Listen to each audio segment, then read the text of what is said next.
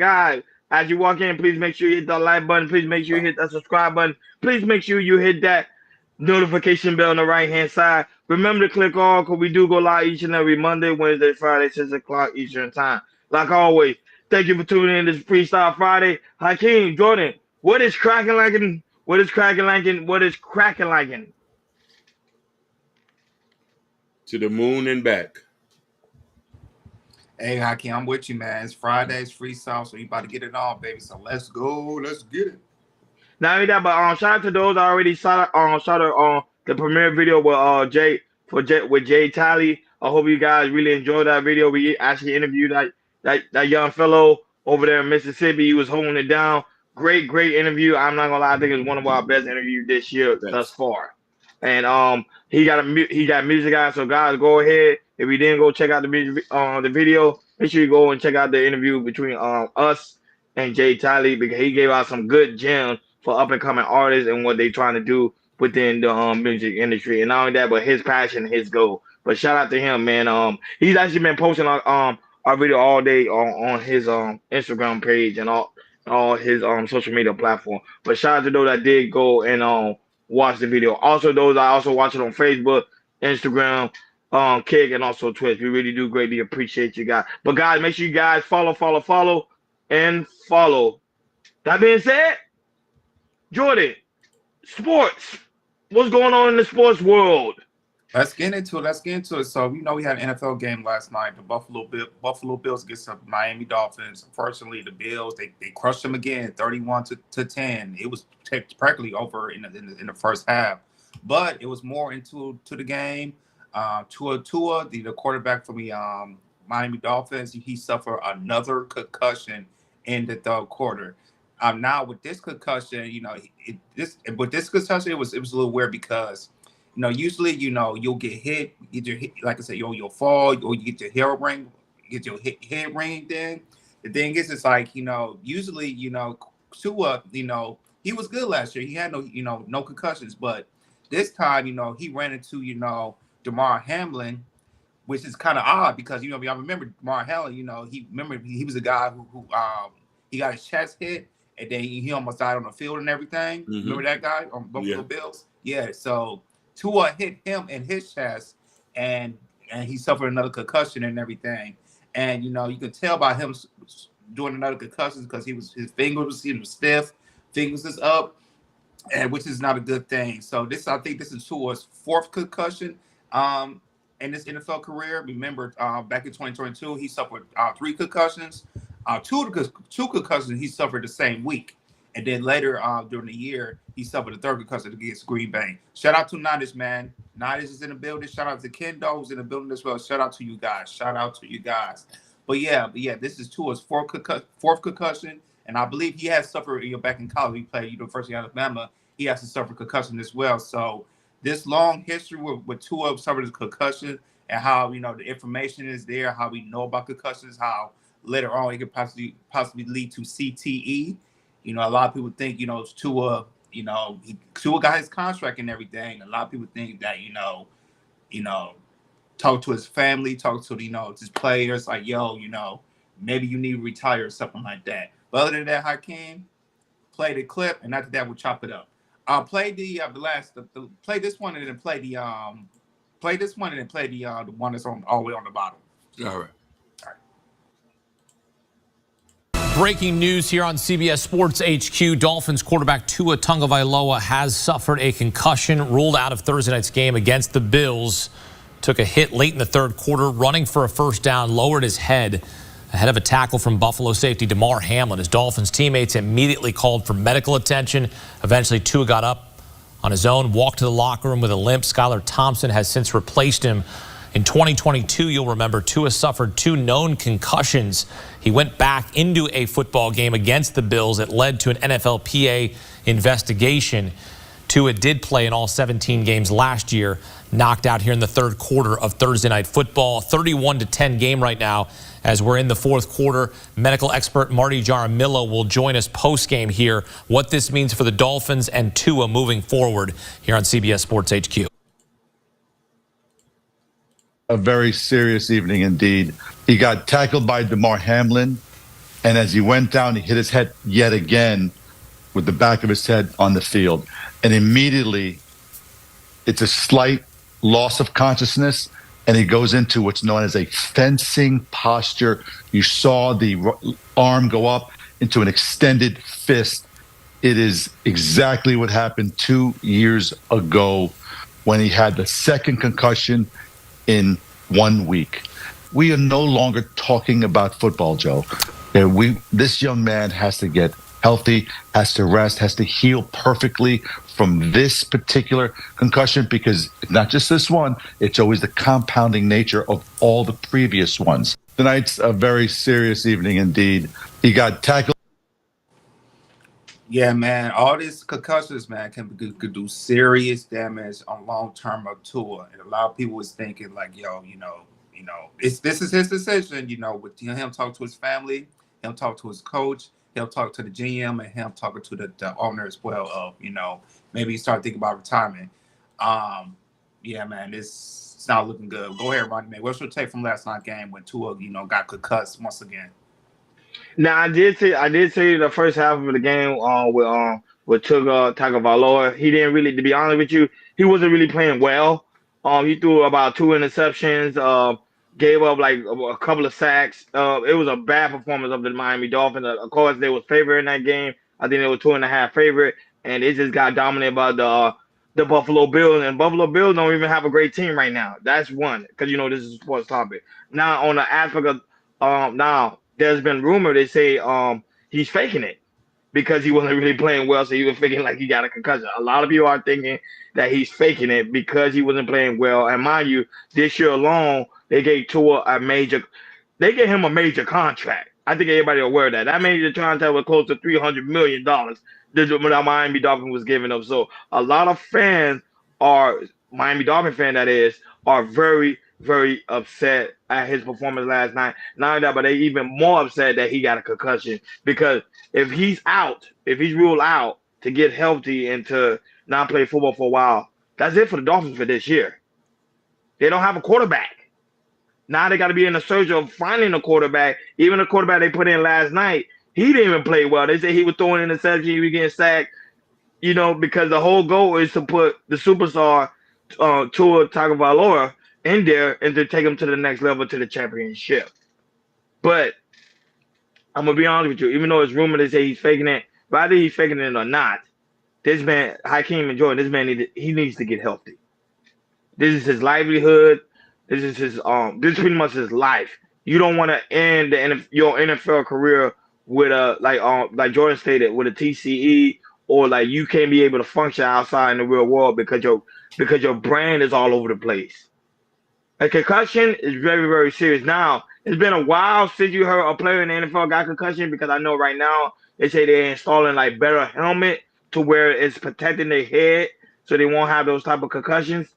But still, for Tua Tagovailoa to still be dealing with that is a sad thing to see and to watch. I'm just being honest. Hakeem, your commentary. I need people to shout out to Sevelin Muhammad in the building. He say, get your money up like Broadway Fest, number 1. So put some respect on Brian Flores' name. Put some respect. Everybody knew this man wasn't 100%. He's been having this. They still spent over $140 million on him, knowing that he's not going to produce what everybody thought. You know what I mean? I just hope best. I think his career is over. What that guy said, and this right here, I've seen that on video. That doesn't end well. That doesn't, no matter how healthy you can get, when you have damages like a concussion and them, it's over with, really. Like, you just might as well just become a quarterback coach and just call it a day. I'm not disrespecting the man. I just think that's what it is. Yeah, when it comes to Tua suffering multiple concussions in an NFL career and how serious this is, getting concussions like this, this is a very, very serious thing. And the thing is like, you guys are right. Tua, he's the top 5 paid in the NFL, averaging $53.1 million per year from the contract and everything. So, and also the offense is built around Tua. That's what the coach did, you know, when he went to Alabama. You know, you got Tyreek Hill, you got Jaden Waddle, you got 3 running backs, a Chain, Mostert, and Wilson Jr. and everything. So all of this, all of the receivers, the offensive line is built around Tua, which Tua has success and everything. And now with Tua, last year, you know, he did well, not getting the concussions and everything. But with him, it's like, you know, he learned how to, you know, slide and not getting a damage, you know, not get concussion. But I think he felt like, you know, it can only limit him to do certain amount of things, and certain amount of things of, you know, of him being, you know, a better quarterback. As him, we saw him running to the goal line, hit DeMar Hamlin, got concussion again, you know. And I feel like with Tua, you know, he I guess, you know, he played safe last year. He's like, you know, maybe I can do a little bit more. But the thing is, you do a little bit more, you get a concussion again. Like I said, I'm waiting to see how long he will be out, even though it's happening the Thursday game. So, you know, we're pretty sure he's not gonna play the next game. I don't know, you know, what the I'm gonna say this too. And I'm looking at the higher up, and I'm looking at the NFL. This is not good for the NFL. Continue to see concussions, especially for the same type of player for Tua Tagovailoa. So I feel like, you know, the NFL is really gonna get involved. Roger Goodell and everything. They really gonna, you know, really say, yo, is this worth, you know, seeing Tua get concussion multiple times in his NFL career, which, you know, it could lead to CTE, which, you know, it could see a lot of problems with the brand on the NFL as well. So to me, it's bigger than Tua. It's Tua, and also it's an NFL problem. I can see that happening as well. So with this happening and everything, with all the concussions that Tua has been experienced in his NFL career, also his college career, he definitely have a serious talk with his family and say, hey, I believe he's married and he has 2 kids as well. It's like, yo, you know, you got 2 kids that, you know, you want to see, you want to play with and everything. And, you know, maybe you won't have to hang it up. Because remember, back in, was it 2019 or 2018, Andrew Luck, the quarterback from the Indianapolis Colts, you know, he was getting banged up so much that he had to retire because of his health too. A lot of people were upset, but he made the right decision. He retired because, you know, his health was in jeopardy, serious in jeopardy. Same thing with Tua Tagovailoa. Your health is in serious jeopardy, especially with the head. You know, it's not looking good to, you know, to see that you have the history of this, and eventually, like I said, this is on Tua's hands. It's his decision you want to play or not. But how's we seen it as, you know, as NFL fans, Miami Dolphin fans. I know the family probably has some more to say. Hey, maybe we have to retire like that. But yeah, man, Tua, you know, he has the money. Like I said, he just signed a deal. He's like I said, if he leaves right now, he'll make what $200 million already. Yeah. So he's set. He's set for life. He got generational wealth. His kids are set, and his grandkids are set, and everything. So Tua, this is the question, man: is it worth it for you? If you want to continue playing, if you continue to play, you have to play smart. Because if you don't play smart, you get concussed again, and you see years and years in line that CTE might come. And you know people that have CTE, you know, sometimes they commit suicide from themselves, and usually they shoot themselves in the heart, but they leave their brain, you know, for medical for the medical staff, so they can do examinations and everything. So Tua, man, you know, you got some serious thinking about your NFL career. You know, do you want to continue to play, or, you know, do you want to retire? The question's up to you, man. It's up to you. No, but I'm gonna be honest. Right now, of course, Tua health is very important. So he might be out. I'll say he'll be out, but probably about 6 weeks. 6 weeks out, he'll be out. 6 weeks. Give him about a month or two. They'll be like, hey, chill, relax. But they're gonna put him back on the field, Jordan. Whether we like it or not, they pay him too much of that money. They're not just gonna let him. I agree. They're gonna put him back in. I promise you, they're gonna put him back in the field. They're gonna be like, they're gonna test out these new helmets to protect his head. They're gonna put him back. They spend too much money on Tua. The helmets won't work. You know, even though he get that what you call that cap that they play during practice, they won't be helped because he been concussed too much. But the thing is like, you're right, Ronnie. They invest too much money on him. They built an office around him. So I definitely mind the coach, also the owner, The GM is going to continue to play. But the thing is, you're going to continue to play. You have to protect yourself. You can't do stuff like that. Running on Exactly, the field, running the football. Exactly, stay in the pocket. First. And the thing is, running head first. The first thing you do as a quarterback, you got to slide. You got to learn how to slide. You can't go head first. Simple as that. Tua shouldn't run the ball. Tua should never even run that football. To me, you have enough O-line to not run the football. I know you were trying to. And remember, they was at the 1st and 10, so it didn't even matter for them to run. They already had the first down. Like, that right there didn't make no sense. So, like I said, you have so many powerful weapons, and not only that, when he does come back, he's gonna have Odell Beckham. You know, you're gonna have Elijah Mitchell. You got so many people on that team that you do not have to run the football. Fair job by Tua Tagovailoa, and that's why he's in the predicament. He's in the predicament now. But of course, you have other NFL players reaching out to Tua and telling him, "Hey, take care of your health. Your health is very important. You probably need to reevaluate." Especially from Shannon Sharp, he also said that the Tua probably reevaluate football. This might be it for you, like Hakeem said. This might just be it for you. Shout out to Empress Vi. Hey, lovely, great to see you in the building. Shout out to Hassan. Blessing be upon you too, my guy. Also, shout out to Hakeem, don't see it, but Sherry Bryan, we're probably in my chat room, Hakeem, right now, showing me a lot of love. But shout out to Sherry Bryan. That's also in the building. Like, you gotta probably look at my chat room. She probably in my chat showing me love right now. I'm jealous, man. But I'm just joking. I don't know. I'm just saying it anyway before she comes in. But shout out Bobby Bryan, Sherry Bryan, that always coming over here and showing us a lot of love. And I shout out to the Kick and Twitch watchers. We really do greatly appreciate you guys. And also Instagram. We did not forget about you guys. Make sure you guys follow. It's so very important. Jordan, the money. Where's the money, man? You already know where's the money, man.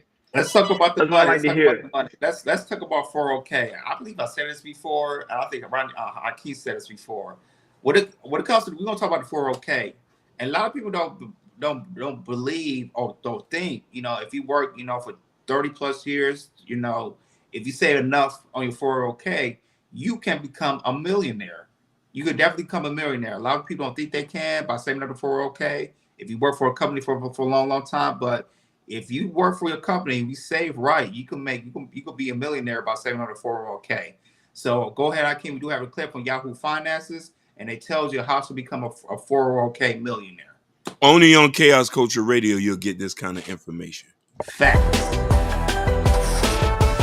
There are more 401k millionaires than ever before. According to new data from Fidelity, there are now roughly 497,000 401k plan participants with balances of at least $1 million in their accounts. So, how can you set yourself up to be on the path to be a 401k millionaire yourself? Here with more, we've got some of those tips. Tracy Burns, who's the UBS financial advisor, joining us here. Tracy, great to see you again. So, I think first and foremost, people just want to know, okay, am I part of that number? And if not, how do I become part of it? What are some of the first steps that people can take to set themselves up to be a millionaire by the time they're ready to tap in that 401k? Yeah, Brad, it's all about consistency. It's much like when you diet Monday through Friday, and then on the weekend you have pizza and potato chips and you wonder why you're not losing weight. It's the same thing. Slow and steady wins the race. And I bet you those 497,000 people put money in, left it there, put it in the stock market, checked on it, and let it grow. And I think that's really important too. Don't just set it and forget it. Make sure you revisit, you diversify, you rebalance if you have to.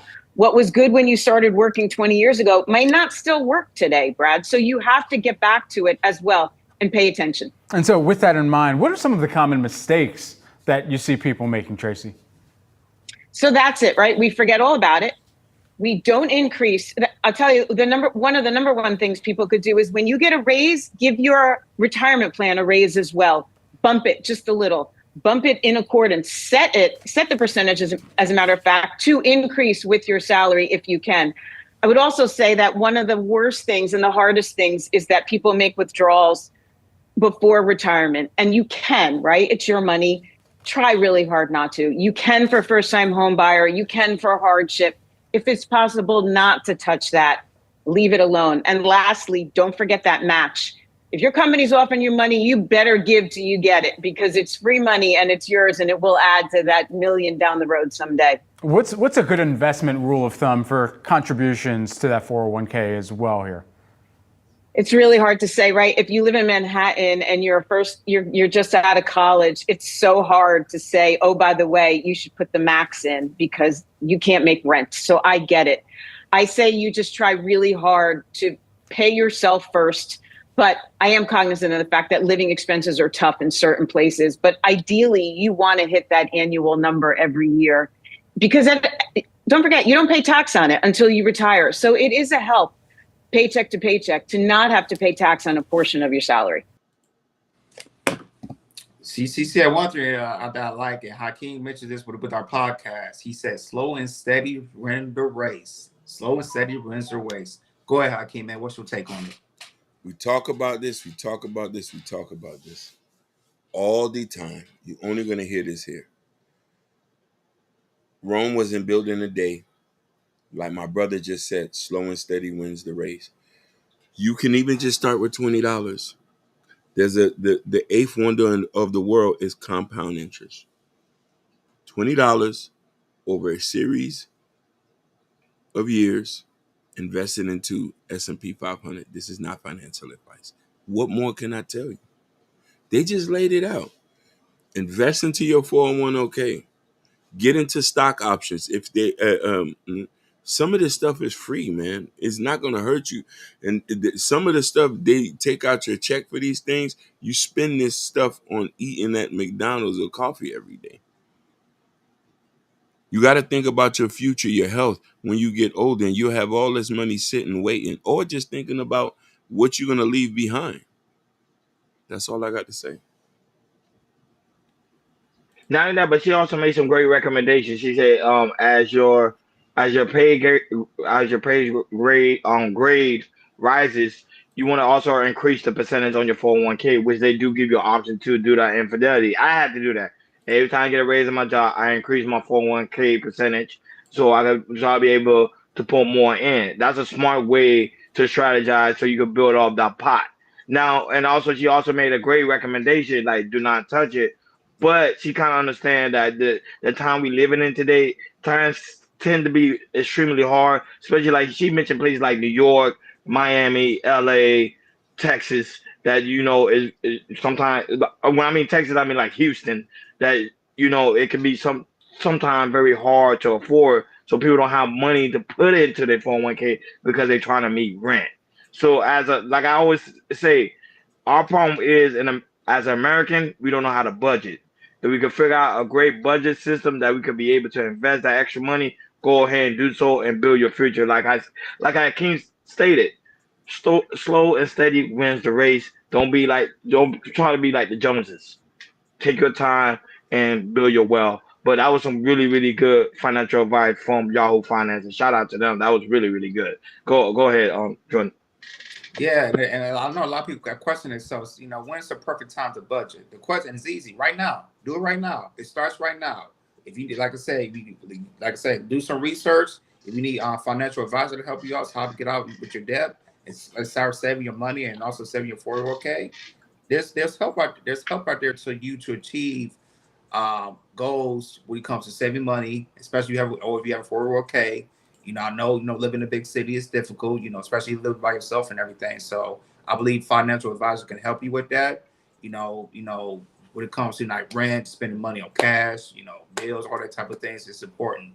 But then again, slow and steady wins the race. If you live in smaller cities, when rent is kind of low, gas is not that much, it's just perfect for you. Especially you work for a company for 30 plus years. Make sure when they match you, that extra free money, is there for you. And he said it perfectly. If you get a raise, make sure you up your percentage for your 401k. It's very, very important and everything. And they said it too. And the guy said this. There's more millionaires there's more 401k millionaires than ever before. So that tells me if that's the case, there should be more and more you guys to save your money on 401k, and you could be a millionaire too in your 50s and 60s. But the thing is like, you gotta learn how to budget, learn how to save. I know it's gonna be problems down the line. There might be bills come out of nowhere that you don't know of. I get all that and everything, but it's your job to make sure. Okay, maybe I gotta not go out to dinner, or maybe I gotta cancel my TV, or cancel, some other things that I don't need, and make sure I pay this off, and I can, after I get done, continue saving for my 401k and everything. So budget is the budget. Like I said, Ronnie says, budget is the key to, if you have 401k, to make you a successful millionaire. And they said it for you. What you need to do and everything. And right now, our economy is not looking good so well right now. But it's your job to make sure you budget well, so you have enough money to live below your means. If you save for a long time, slow and steady brings a raise, you could become a millionaire. I believe people won't be millionaires so quickly at 20s and 30s. Some people ain't gonna be millionaires at 20s and 30s. Some people, if you really look at it, people started to be millionaires in their 40s and 50s. If you look at it, that's when people really be millionaires in 40s and 50s. That is a fact. Yep, that's a fact. Yep. We look at the number. Mm-hmm. Look at the numbers. They think it's young people. people. No, fact, Jordan. Yep. Young people don't be millionaires like that. It's very rare. It's a very small little percentage. If you want to be a millionaire, if you look at the data, the statistics, you're more likely to become a millionaire in your 40s and 50s and your 20s and 30s. That's my take on that. I don't know. You see Emperor's Vibe. You see Emperor's Vibe comment about ending those subscriptions that you're not using, like stuff that I'm saying. We as people have money everywhere. We have stuff on descriptions like on YouTube. Some people don't use YouTube, Disney, Netflix, Prime. If you're not using those, don't just. Yeah, it's a council Sunday. If you can afford it, don't cancel it. I'm not saying don't cancel it. If you can afford it, go ahead. But high point is football, then your longevity though. True. And who is this person here? This is a new person. Go ahead, I can't. You gotta like that person. I don't even know how to say that person's name. What? Taja or Taji? Nice to meet you, Taji. Great seeing you. Thank you for coming to the channel. I never seen her before. Which side she's on? Jordan's side? She's on your side? She's on your side. She's on your side.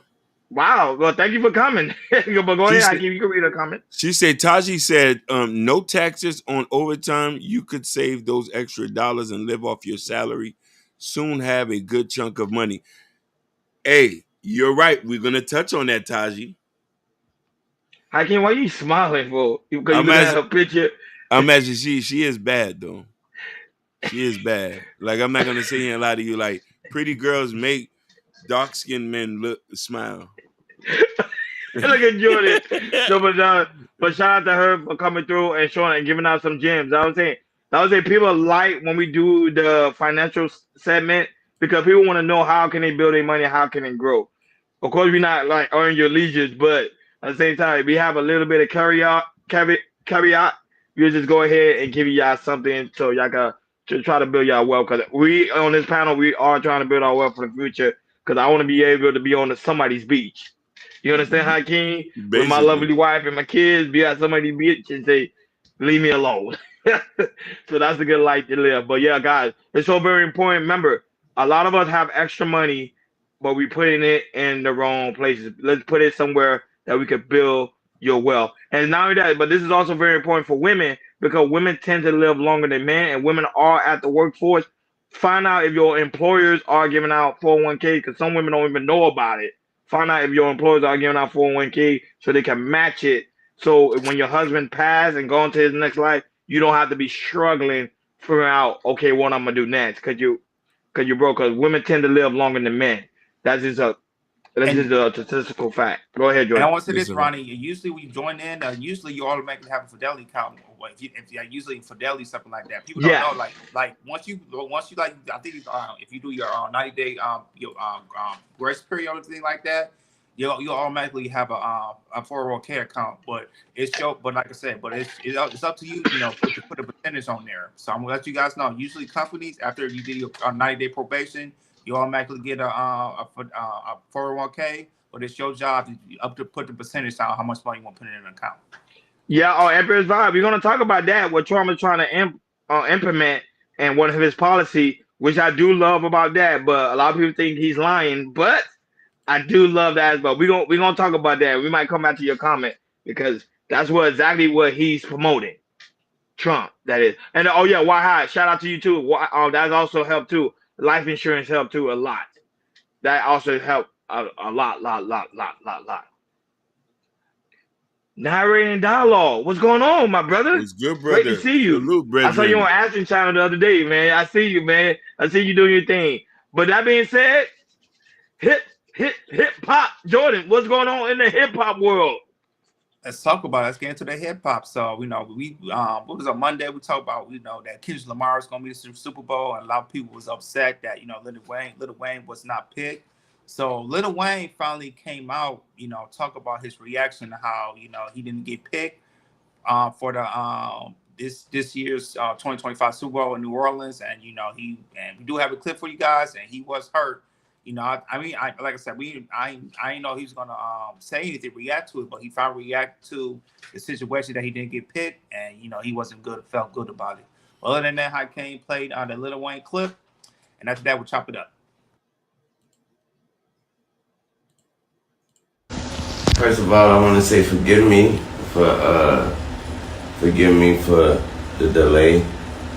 The delay on. Just the delay, I want to say I had to get strength. I had to get strength enough to do this without breaking. I must say thank you. I must say thank you to every voice, every opinion, all the care, all the love, and the support out there. Your words turned into arms, and it held me up when I try to fall back.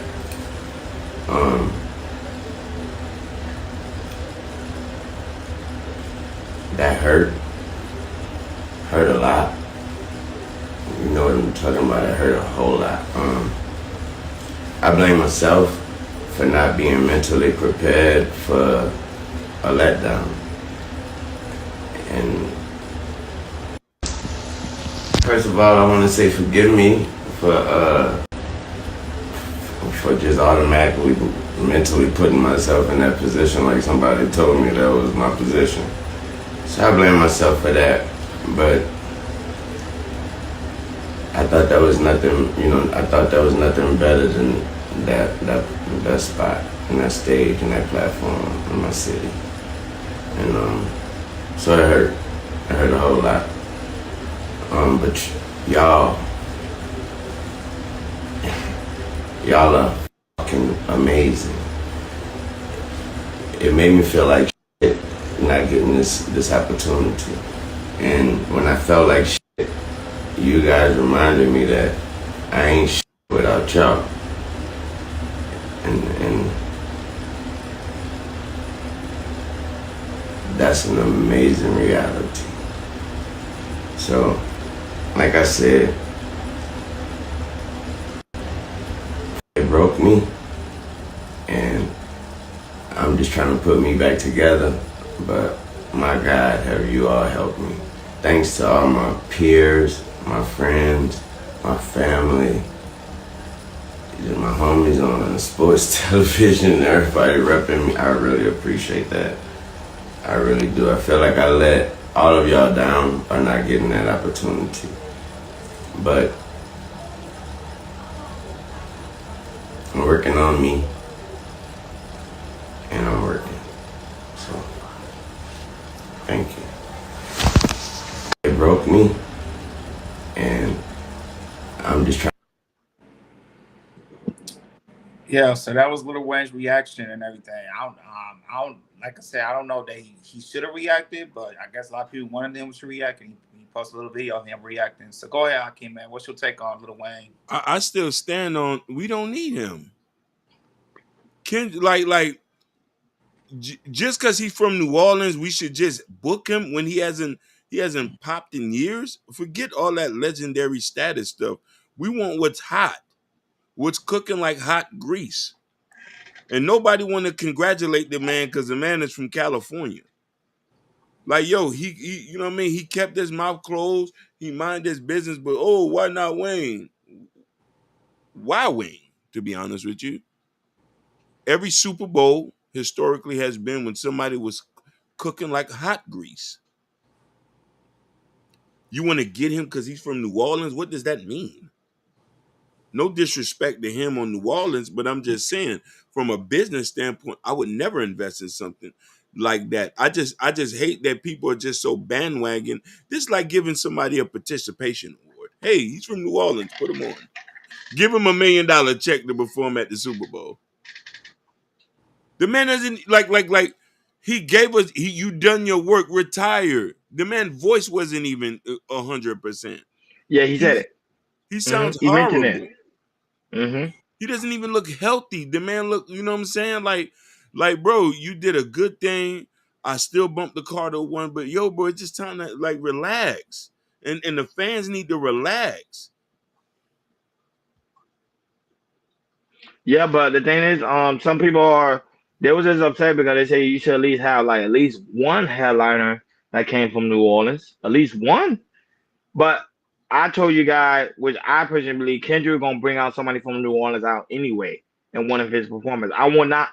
That's gonna be one of his surprises. He's gonna bring out somebody from New Orleans, and I think one of the people he's gonna bring out from New Orleans is gonna probably be Lil Wayne.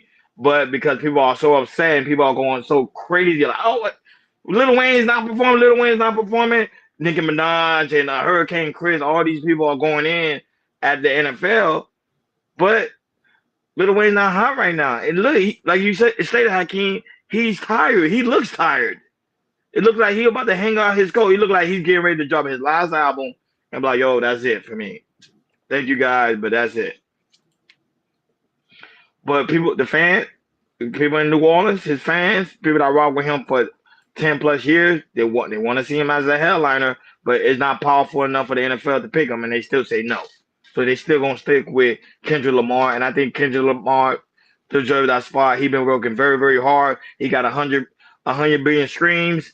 Oh, you saw that he's not stopping, and he won't stop. And I think one of the people he's gonna bring out to me, I think it's gonna be Lil Wayne. And a lot of people are gonna be surprised by that. Go ahead, Jordan.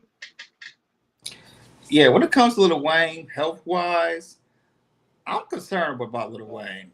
I'm very concerned. I remember I watched him on Undisputed. This was like last December. He was on the show because he usually go on Fridays, but Undisputed is not there no more. I noticed that, Lil Wayne, his cheeks, like his face was puffy. It got really, really puffy. I don't know if it's from the drugs or anything. And I'm worried about his health and everything. And also with Lil Wayne, he hasn't performed in a while. He hasn't performed in a long time. So, I don't know what Lil Wayne could have did. You would have been happy because at right now, and this listening to Lil Wayne and him not performing very well, I don't think it would have been the right choice for Lil Wayne to be at the Super Bowl. Hell, I'm surprised they didn't pick Taylor Swift because Taylor Swift, she's hot as hot grease too. Yes, I'm very surprised they picked Kendrick Lamar over Taylor Swift because Taylor Swift, she'll bring a show. She'll definitely bring a show. So I don't know, they might do that next year. So. When it comes to Kendrick, like I said, he's right now. He's the hottest rapper right now this year, especially with the They Not Like Us, song. It's still bumping in here in LA to this day, and that song is getting on my nerves right now. Kendrick Lamar, I agree with you, right? That I believe he's gonna bring somebody to New Orleans, or maybe that maybe he'll bring out Lil Wayne if he's well, because right now I don't think Lil Wayne's well right now. There's something wrong medically or something. I don't know, but. Lil Wayne is not Lil Wayne that we used to see, and I'm very concerned with Lil Wayne at this moment. Very concerned. Why I say Wayne will perform at University of Colorado? Why how you something else, big dog? Shout out to the lovely Supreme God PhD was also in the building. We see you, sweetheart. We're gonna drop the link in the hour mark. So in the hour mark, we're gonna drop the link, and then we're gonna do the review on Earl. When you talk about black women, we're gonna do a review on that. So we got that prepared for you. Go ahead. SBG finest. SBG finest. So that being said, guys, make sure you hit that like button, make sure you hit that subscribe button, make sure you hit that notification bell as we get ready to deep dive into different variety of topics. Like I stated, when we hit that hour mark, we will drop the link for you guys to come up, because we mentioned it on Wednesday. So panel Wednesday, so we're gonna do that for you guys again today. But when we hit the hour mark, so we're gonna do the quick topics real quick, and then we'll talk about the main topic. So go ahead, Jordan, do your thing, big dog.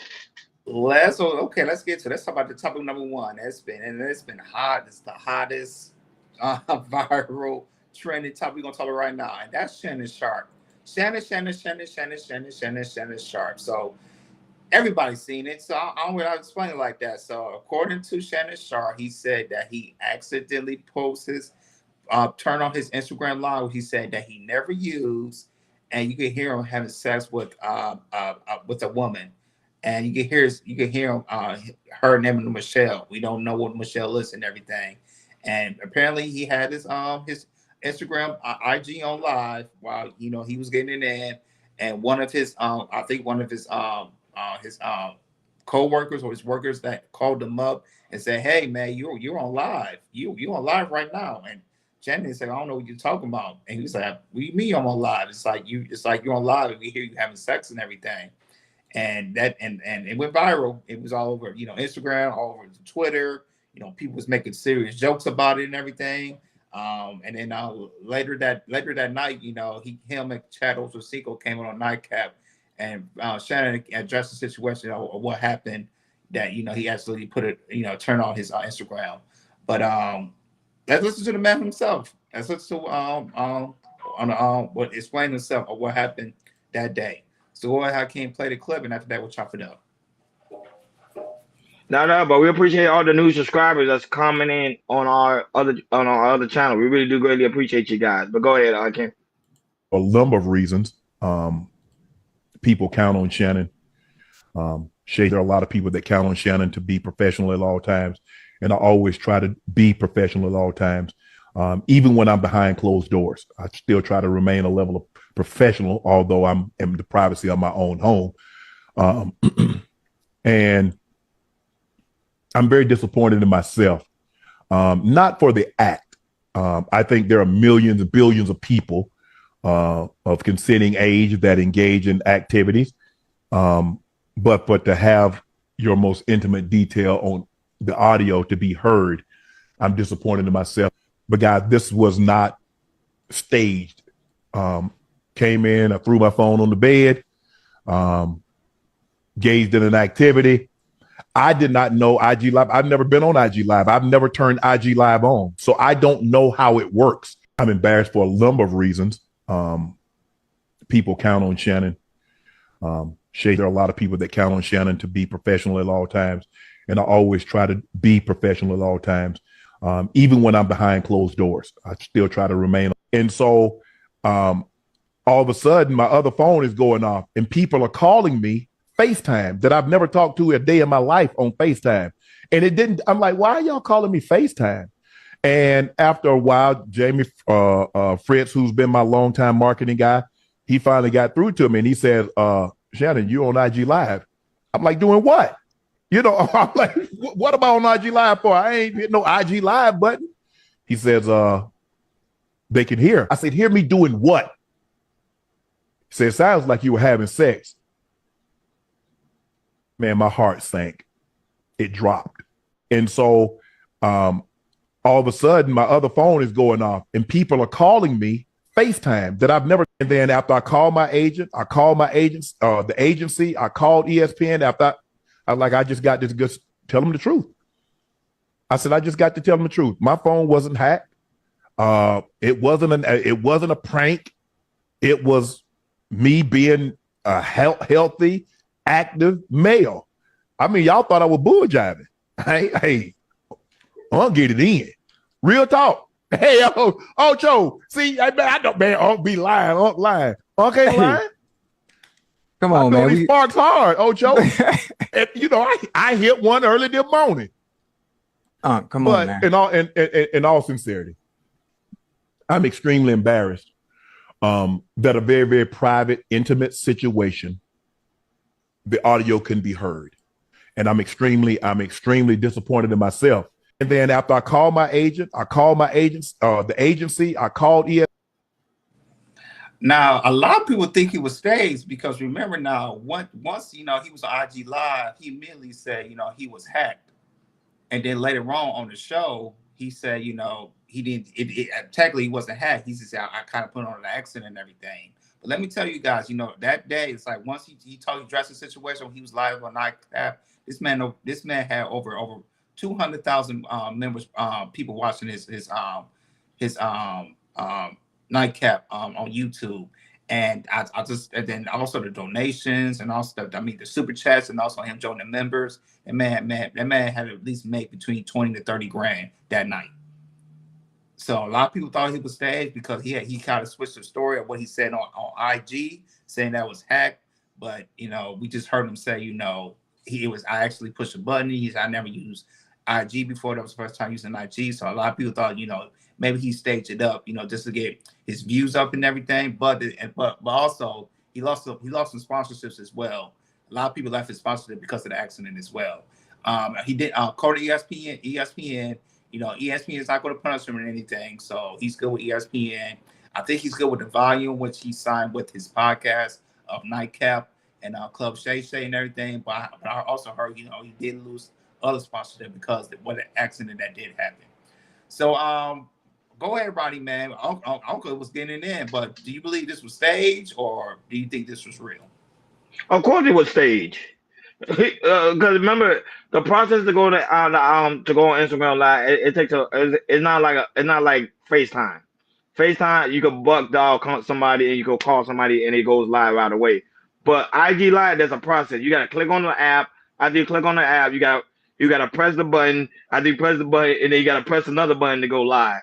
There's so many key components you gotta do to do it. So my thing is, I think he got tired of all the rumors of people saying him to be a quote unquote flamboyant. So he had to make it know, like, look, Unk is getting it in. Unk is getting it in. So now y'all see Unk is getting in because you hear a woman in the back. He's getting in with. At the same time, he could have jeopardized his whole career. So is it really worth what people are saying about you to jeopardize your whole career when you right now are on top? You one of the top podcasters right now on YouTube. On anytime you drop a video, you get like over 1 million views. Like, come on. If people don't think this stage, you got to be kidding me. You got to be kidding me. So ESPN probably already know this was staged as well. That's why they say, you good, homie. You good. But his other sponsorship, they left because I understand they have an image to protect. He could have been in the same boat. Not only that, but people are also upset. The simple fact is, remember when Paul Pierce did not similar situation? It's not the same, but it's like a similar situation. He got fired. Yep. The reason why Paul Pierce, the reason why you got fired, you're not hot. Shannon is. They get rid of Shannon. That's over 100 million. They're not gonna waste that over some woman moaning in the background. Because you can't really see Shannon naked. You can't see nothing. You just hear moaning and groaning. That's all you hear. But it was good entertainment though, and it's building up his view count. You see, his view count didn't go away. He got close to half a million people watching him. So it worked for him. Humiliation ritual, they call it, Hakeem. Shout out to Poppy Gold. He mentioned that in the chat. A new subscriber. Shout out to him. But go ahead, Hakeem. Brother, you hit it exactly what it is. But you also gave a detail, like you can't just get on it's a process to get on IG Live. There's so many buttons you gotta press. So I do feel like it was staged. I didn't think he had to go through this extreme to try to prove anything. You know what I mean? It does make us look at you in a new light. Unc, you're supposed to be a clean-cut brother that stands for justice. And don't get me wrong, you still do. But we just know you a big old freak. You know what I'm saying? Like, we know you're a big old... And then, listen, I had to go back and listen to it a couple of times. Unc has sex. Why you being nasty? Why you being nasty? I listened to one time. You went a couple of times? I went a couple of times because I'm saying he has sex like an old man. Come here, baby. Come here, baby. She was tearing him up. She was tearing him up, boy. With his new hips, remember, because he got a hip replacement of both hips. Yeah, and then the slurping sound didn't even sound real. Like, you getting head like that? No, it can't be. No, nobody slurps like that. Nobody. Listen, I watch a lot of X videos, and I'm like, the slurping sounds is not like that. So I'm wondering if that was sound effects in the back, like as a button was pressed, and I'm like, got to be. But hey. Man, if Shannon, I believe, I agree with you, Ronnie. I believe with you, Hakeem. I think this clearly was staged, and I think he had this idea of something that's like, you know what? If I go on Instagram Live, because remember, the thing is I don't know if you saw before, like he had his phone on Instagram Live already, that he threw his phone over, and then he's about to, being, you know, getting it in and everything. Yes. So I'm like, okay, why you have it on, and then you threw your phone? Because like I said, it is a process to get on IG Live. It's a whole process. It takes a while. You know, you just can't be on Instagram and then, you know, it be on your butt down or be in your pocket and I'll make on Instagram. No, you gotta go through a process to get on IG Live and everything. So I don't know what the hell Shannon was talking about and everything. And with that, you know, it's just like, I'm kind of disappointed in Shannon that he had to take this type of route, especially that saying because he's flamboyant, that you say, hey, you know, I'm getting in and everything, because I believe Shannon Sharpe, he's a little sensitive. I think it is, because if he wasn't sensitive, he'll have to go on that route. He would do what he's doing on Nightcap. You know, react to, you know, the NFL, react to basketball, react to sports, and also continue to do interviews like that. And also, you know, now you're going this route. You know, some of your sponsorships, you know, it's not going to work with you no more. So why? And even though he asked that, it's like, I don't know, maybe the sponsorship that we had, maybe it was ending. And he said, okay, since my sponsorships are ending, I'm gonna take this route, and make a couple dollars on the podcast and everything. We can talk about it, because he could talk. Like I said, they did a roast session on him yesterday. You know, Constantine came, Lavelle Crawford, and they were just roasting him, do the roast session and everything. So to me, it's like, okay, why? If this was an accident, you could have stopped it about, you know, explain yourself, and that's it. But for you to, you know, take it to the next level and have a roast session and everything, and now I'm thinking, it's like, okay, now Shannon, it's like he's going to a different route and everything. You know, it's like, you know, he's not that clean cut.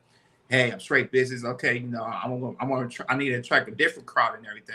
I want to see, like, I'm 100%. I'm Uncle Shay Shay. I get down and dirty, Shay Shay. I'm Uncle Shay Shay. I get down and dirty and everything. So I kind of like the approach that he's going with now. Luckily, it didn't cost his job, you know, with ESPN, because, you know, Disney owned ESPN, and Disney, you know, they're about kids and everything. So, and surprisingly, he did, you know, they didn't put him, not just getting fired, or put him on suspension or anything like that. So, you know, so at least that job is secure and everything. But like I said, I don't know what Shannon's doing right now. Like turning it, he's going on a different route that, you know, I'm kind of questioned of and everything. But hey, man, Shannon, if it works for you, if you want to go on that route, go ahead, man. I mean, I just saw you. They did a roast session. They was roasting the hell out of you, man. They was. So, but yeah, I have a question for you guys too. Like, if you guys were ever get big like that, would y'all put it stuck like what Shannon Sharpe did? No, I don't need to, because people would know I'm with a woman. I won't need to. The thing with Shannon, nobody knew he was with a woman or a man. That's why all the gay rumors was coming out. But with us, nah, because they're gonna know I'm with a woman. You're gonna have a woman with me. Let the hate come. But that's what we want. Oh yeah, the hate gonna come. The hate's already happening now. Somebody did a commentary on Hakeem already. Basically, so Right. I'm gonna tell you this: when you care about, if you doing the work and you're a positive person, no matter what people can say, it doesn't matter. You know who you are in real life. People are always gonna have opinions about you, but loving yourself enough and being content with yourself and being able to look at yourself in the mirror every day and know that it's real is always going to speak for yourself. It's always going to speak for it. And also I'm gonna say this, Hakeem. Remember, he has kids too, even though they're grown and everything. His kids gotta see that, listen to that too. You know, I don't want to, you know, traumatize my kids seeing, you know, my old self on Instagram, and it went viral, me having sex with somebody. As a father, I would never want to hear my kids. I don't care if they're 30s, 40s, and 50s, me and my wife getting it in, you know, because I know they're gonna traumatize them and everything. I would never put myself in that situation like that ever. Yeah, but we live in a different generation. Everybody want to record everything. Shout out to Ashton Wynn, one of the creator of the Shiesty Adventures. Is also in the building. Shout out to him as well. But let's move forward, Jordan, before we hit the hour mark. All right, let's talk about the that Trump proposal that, you know, any taxes for people to work overtime. So, if Donald Trump said, if he's president-elect, he said he would work his best to end people who work overtime, that yet you won't get texts of. That sounds lovely. That sounds lovely. But I think I'll get my commentation on it. But other than that, I can't play the clip of Donald Trump of him saying like if he get elected again, he will end taxes for people that work for overtime. Now, I wanted to go back to Taji's statement that she said earlier, so to let you know we didn't forget you, because now we're talking about the Trump. She said anything is possible if you want to get Trump back into the office. All those pipelines he wanted to build that Joe Biden canceled are good-paying jobs.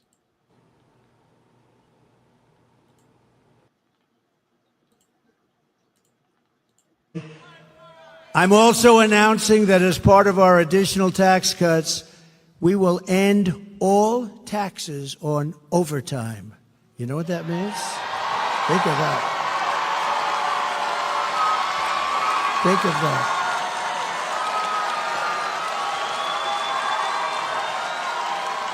Think of that. That gives people more of an incentive to work. It gives the companies it's a lot easier to get the people. And, you know, I went to some economists, great ones, and I said, what do you think? They said, it would be unbelievable. You'll get a whole new workforce by doing that. No taxes on overtime. The people who work overtime are among the hardest working citizens in our country. And for too long, no one in Washington has been looking out for them. Those are the people that really work. They're police officers, nurses, factory workers, construction workers, truck drivers, and machine operators. It's time for the working man and woman to finally catch a break, and that's what we're doing because this is a good one. And I think it's going to be great for the country. So that's why we will be saying that if you're an overtime worker when you're past 40 hours a week, think of that. Your overtime hours will be tax-free. Okay? Good? You're going to have it too. Today, Boy, that's good. That sounds great to me. Yeah, I work a whole lot of overtime, man. Well, who you telling? Man, go ahead, Hakeem, man. What's your take on this? Boy. Brothers, this will be a game changer. Who you telling? Listen, this will be a game changer. You will see people working more and more hours to achieve goals that could have been impossible. You want to hit 100K now? If you're at a job pulling overtime, you'll be able to do it. You know what I mean? And we're talking about like this also gives the incentives for companies to be like, hey, do overtime. You're not going to get taxed on it. You're not like so now the amount of work you put in, you can reach goals quicker than what you think because the money's not going to be taxed. It's going to go all into your pocket. Oh, Lord Jesus. I'm sorry. He just, you know what I mean? Like game changer. Boy, he changed my opinion. That was it. He make a lot of sense. I know PhD say absolutely not. Who want to work overtime? A lot of people right now want to work overtime. PhD, what are you talking about? You haven't been in Miami lately. A lot of people right now want to work overtime because they're not making enough money. So like some people that's well off like yourself, they don't have to work overtime. But the regular folks, the regular American people are working overtime. They having 2 to 3 jobs to make ends meet, to have food in the refrigerator. So that is a great proposal. However, Hakeem and Jordan, they're not gonna allow that to happen because the amount of taxes they take out of overtime, they're not gonna do that. It sounds like really, really good. I'm not gonna lie, that will be great. Motivated Vision, shout out to you, sweetheart. She said, it sounds like a regular tax will increase. Yeah, regular tax will increase. I'm saying they're gonna find some way to get them taxes in because they make a lot of money based off of overtime because they tax you more every time you go overtime. Hell, Jordan, one time they taxed me close to $1,500 in taxes on one check, bro. Yeah, still hurt by that, but it's a well-known fact. But that is a great idea. I'm not gonna lie, I'm with it, and hopefully you don't try to find way to taxes for something else, what they would, but it's not gonna pass. I think you mentioned it. I saw one of your comments, Jordan. You say it's not even gonna mention to the it's not even gonna even mention to the House because they're gonna be like, hell no, we're not doing that. But before you go, Jordan, how can you read some of the people comments? Some people are writing comments about what their opinion about it, and then you're gonna give his commentary. Go ahead. Okay. PH Davis say absolutely. Who wants to work overtime? Poppy Gold say, it's a trick because there's no law that says you have to pay an income tax in the first place.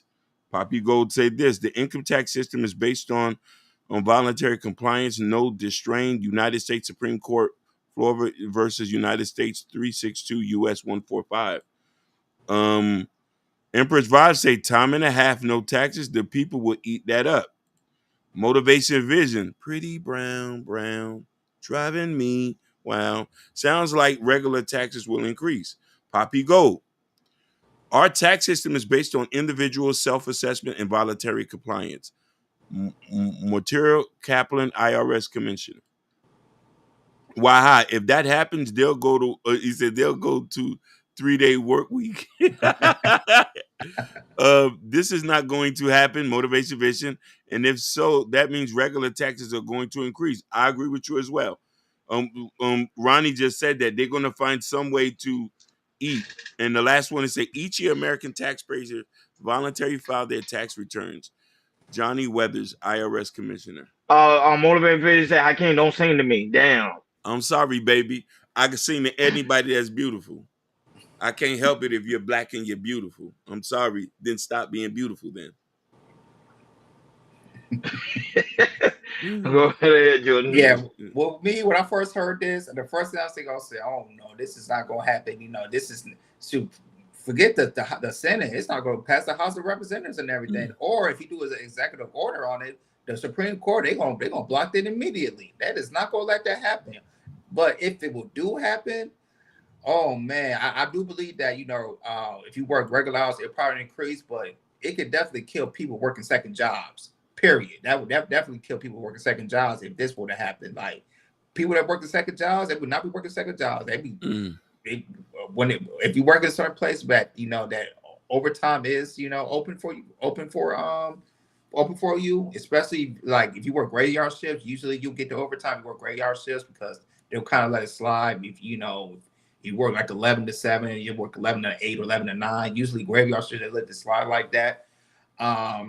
Yeah, like the positive, you know, it'll cut people that work second jobs, but the negative about it, you know, I don't see how, you know, like I said, Uncle Sam was going to want his money, you know, especially if you do overtime, time and a half, they're definitely going to want that damn money.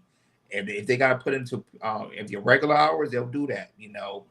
But yeah, I you know, it sounds good, you know, it sounds good to the ear, but, you know, do I see it happening? No way.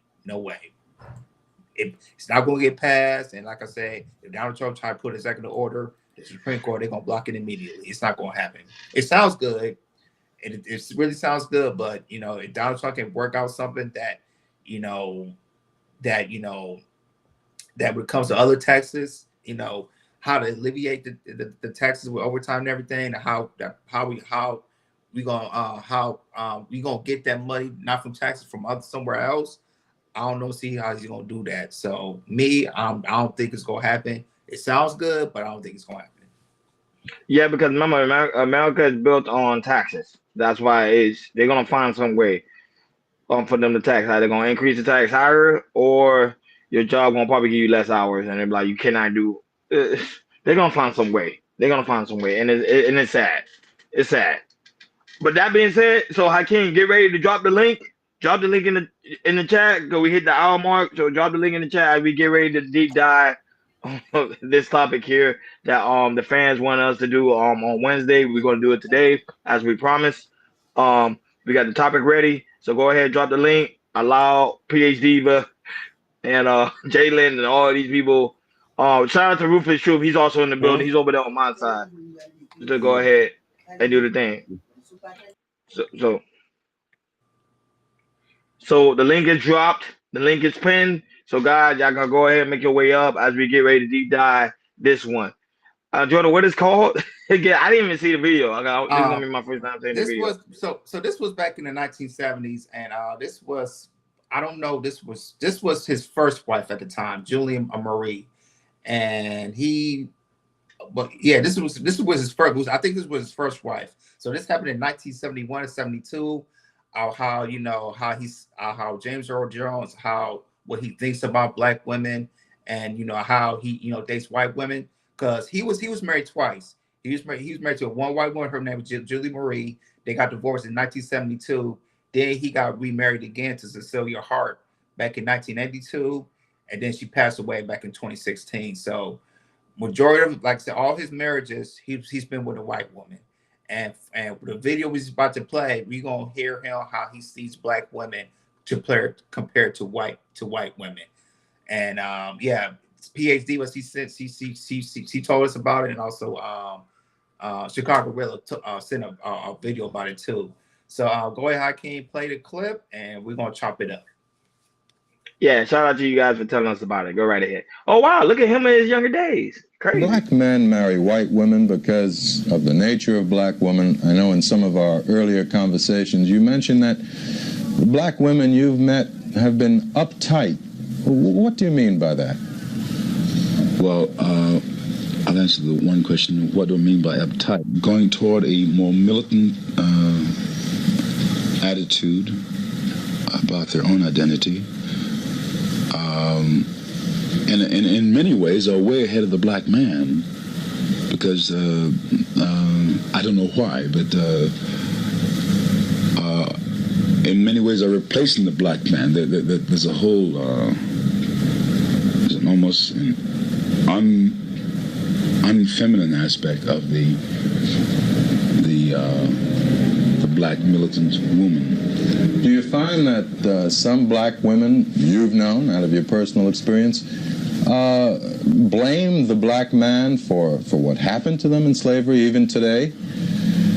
Of course. You know, if the black man, regardless of the causes, failed to protect her, left her in a position where she had to sell herself or bargain with her body and so on. Yes, you know, she had there's a resentment about that, but it's very complex now. You see, I think in another generation you'll get a whole crop uptight about their position in society. There are many. Because I'm generalizing now, many are overreacting against Aunt Jemima, the Aunt Jemima image, the submissive Mother Earth type, unselfish, all giving, especially all giving to the white man, sexually and in the kitchen and every other way. And she's also overreacting against the problem of having to be the breadwinner, the matriarch of the house. Oh, wow. The myth of the black matriarch is really a myth, because she is not. It wasn't her choice. Many black women, I'm sure, once they found this job had a certain social and political dignity to it, relished it and wielded the rolling pen, you know, like any minority group mama would do. Can we stop it? But no matter how much she might relish it, it wasn't her choice to begin with. Oh, my bad. It is pretty short. I guess we can finish. I was just asking. Yeah. Anything for you, Black Queen? Go ahead. Go ahead. I can't finish real quick. Yeah, right. She would always have preferred the black male to have run the house, to have saved her from white rapists, white slave owners, you know. Why did you marry Jim? But first,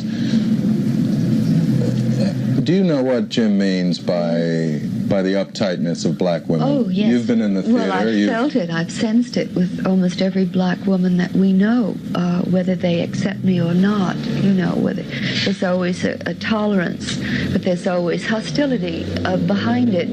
I can understand it intellectually. Thank God I didn't have to go through the process that made it occur. I happen to think it's a good thing that they're showing hostility. I think it's the only thing they can show at the moment. Wow. And I think out of the hostility, I think that's a healthy sign. Oh, Lord Jesus. Understand it intellectually. Thank God I didn't have to go through. And this was at least Chaos was up next. And this was in the this is in the 1970s. It sounds like he's talking in 2024. Dude, that's crazy. That was in the 1970s. It's not that crazy. You can go hold back on. as far. Go ahead. Oh yeah, go ahead. My bad. I'm just going crazy. Go ahead. You can go back very far in history, and black men have had the same complaints, right? But what was interesting to me, I'm trying to remember what the first thing he said was. The last thing I heard her say was talk about the PhD, are you there? No, that's us. That was us slowing down. But go ahead, PhD. Sorry. Okay.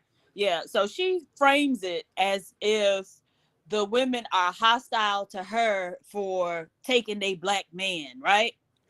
When in actuality, it probably had very little to do with that. Relations between black women and white women have always been hostile, right? Because white women are some stinking ass bitches and they nasty as fuck, and they a lot of times behave in a way that warrants hostility. I'll give you an example. Fannie Lou Hamer, who is one of my favorite historical figures. Anyways, Fannie Lou Hamer talked about when she was around 12 years old, she used to do housework for a white family. So now imagine, because we're going to circle back to the black man. This black man, because she had a mother and a father in her home, but this black man needed even his 12-year-old daughter to work in order for them to keep a roof over their head and food on the table, right? So he talked about briefly black women having to be the breadwinner, but he didn't talk about how sorry these niggas have always been, right? So Fannie Lou Hamer, at 12 years old, had to work in these white folks' house. She talked about how one day the white woman called her upstairs, and when she got upstairs into the bedroom they were in, the white man was there too, and the white man essayed her, right? So the white woman called her up there for that type of foolishness. That's typically the role that white women played, right? So they were always involved in the execution of the mistreatment of black people, especially black women. There are many accounts of them being very harsh with black women during slavery because their husbands were sleeping with those black women. Now, it wasn't the black woman's choice, but she couldn't beat the shit out of her husband. She could beat the shit out of that black woman, though. And so to frame the hostility and tolerance that many of the black women have for her probably ain't got nothing to do with him. It was probably based on their previous relationships with or interactions with white women.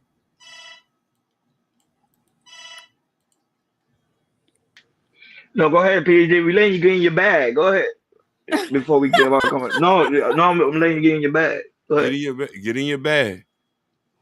Well, I mean, I think there were a lot of different things that they talked about. That's why I was saying, hey, can you stop it? Because I'm trying to remember what the You want to replay? If we want to do line by line reaction, we can. So it's up to you how you want to do it. You want to start from the beginning between the black man and the black woman history, and then we could go line by line. It doesn't really matter to me because this is my first time seeing the video. So okay, well, what did you think of it? Some of the stuff he's saying is the truth. I can't deny it. So what part was the truth? When it comes to the aspect of, it seemed like every black man had the same similar story. You get a black woman, she give you attitude. It seems like she don't want to be submissive. She has the concept of what's that, the lady on the Surah bottle? I think Aunt Jemima. That everything, like if a woman want to like submit to a man, she want to cook, clean for him. Like a lot of black women think that's like slavery. If they were having that same issue back then, and we still having that same issue today, can you see that that is an ongoing issue, PhD? Well, so he briefly, mentioned the position of black men, right? And so if you aren't able to play your role as a man, then the women are going to have to take on a different characteristic in order to make it work with you, right? Mm-hmm. They cannot behave and be as you know, in air quotes, submissive as y'all think a lot of other women are, because you aren't as masculine as other men are. Okay, Right? but let's break that down, because you say, okay, because women like to use that a lot, men like to use that too, the aspect of masculine, because you are a woman. To a woman, what is masculinity? To because you're a woman, especially a black woman. When you want to see black masculinity on a black man, what is that? Well, so he touched on it. Black men were unable to protect those women. So when there's another woman, another man on the scene, and he can take me and do as he will, and all you can do is stand idly by and watch, then how can I regard you in the same way that that woman regards her man, right? So he touched on the issue of protection. He also touched on the issue of provision, Black women having to be the breadwinner. Again, if you aren't able to stand up as a man in this society, you know, especially during that time, that was the thing. The men went out and worked, the women stayed home. But Black women always had to work, right?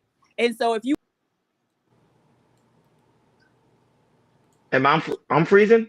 No, so she is. She's from... Can you hear me? Crap. Yeah, now we can hear you now. Can you hear me? Yeah, we can hear you. Yes. Okay, if you aren't if you aren't able to fulfill your role as a provider, then that woman is not going to be able to hold you in the same esteem, right? Because out of her. Hey, PhD, but log out and come back in. Yeah. Okay. Log out and come back in, because you keep freezing. That's why I think it was me. Shout out to Know Your Worth is also in the building. Shout out to her. Shout out to Chicago Rilla, who's also in the building. Motivating Vision. Increase Your Vision is also in the building. And shout out to who else? Sugar Bum. Of course, she comes right back on time. And also shout out to Hakeem Lovely One. Jalen is also in the building. Shout out to her. And why is she not on the panel? Why is Chicago really not on the panel? And why not Ruthless Truth not on the panel? All these people have all these issues with black women now on the panel. They want to be quiet today.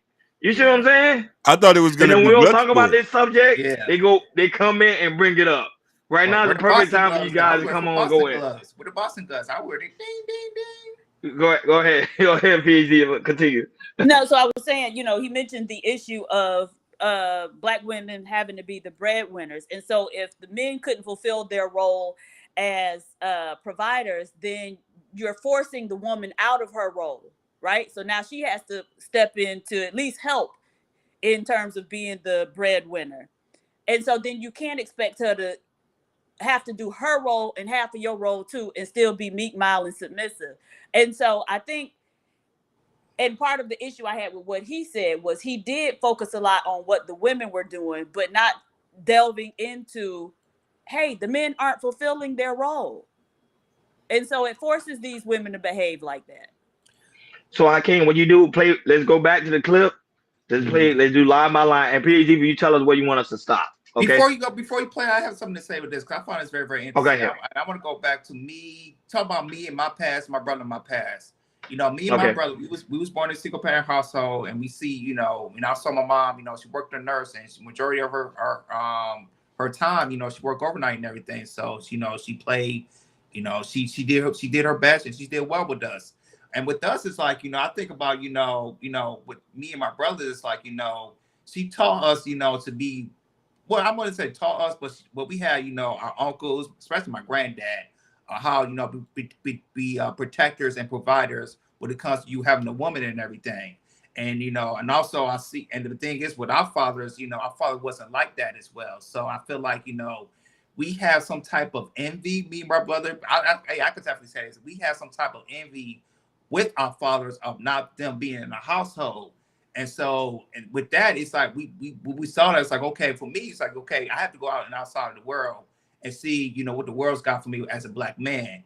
And I learned from that, you know, and luckily I experienced that with my wife at the time too. And so, and I could say majority of my time, you know, being my wife for 15 years, you know, I was the breadwinner and everything. I knew it's like, okay, if I could take care of, be the breadwinner, you know, bring the food into the house. You know, me and my brother, we have the skills of cooking, you know, even though a lot of men don't cook, you know, me and my brother have, you know, build the skills of cooking, you know, and And with that, and I think, you know, with that, you know, also help a little bit of the household, because even though my mom, you know, she worked all the time, she had to sleep, she had to work overnight, and also, you know, sleep during the day. You know, it was our job to do the chores, mow the lawn, you know, clean the house, clean the kitchen. When we was living in Michigan, we had snow, which we did not want to shovel the damn snow. Did not want to shovel the snow, but we had to do that and everything.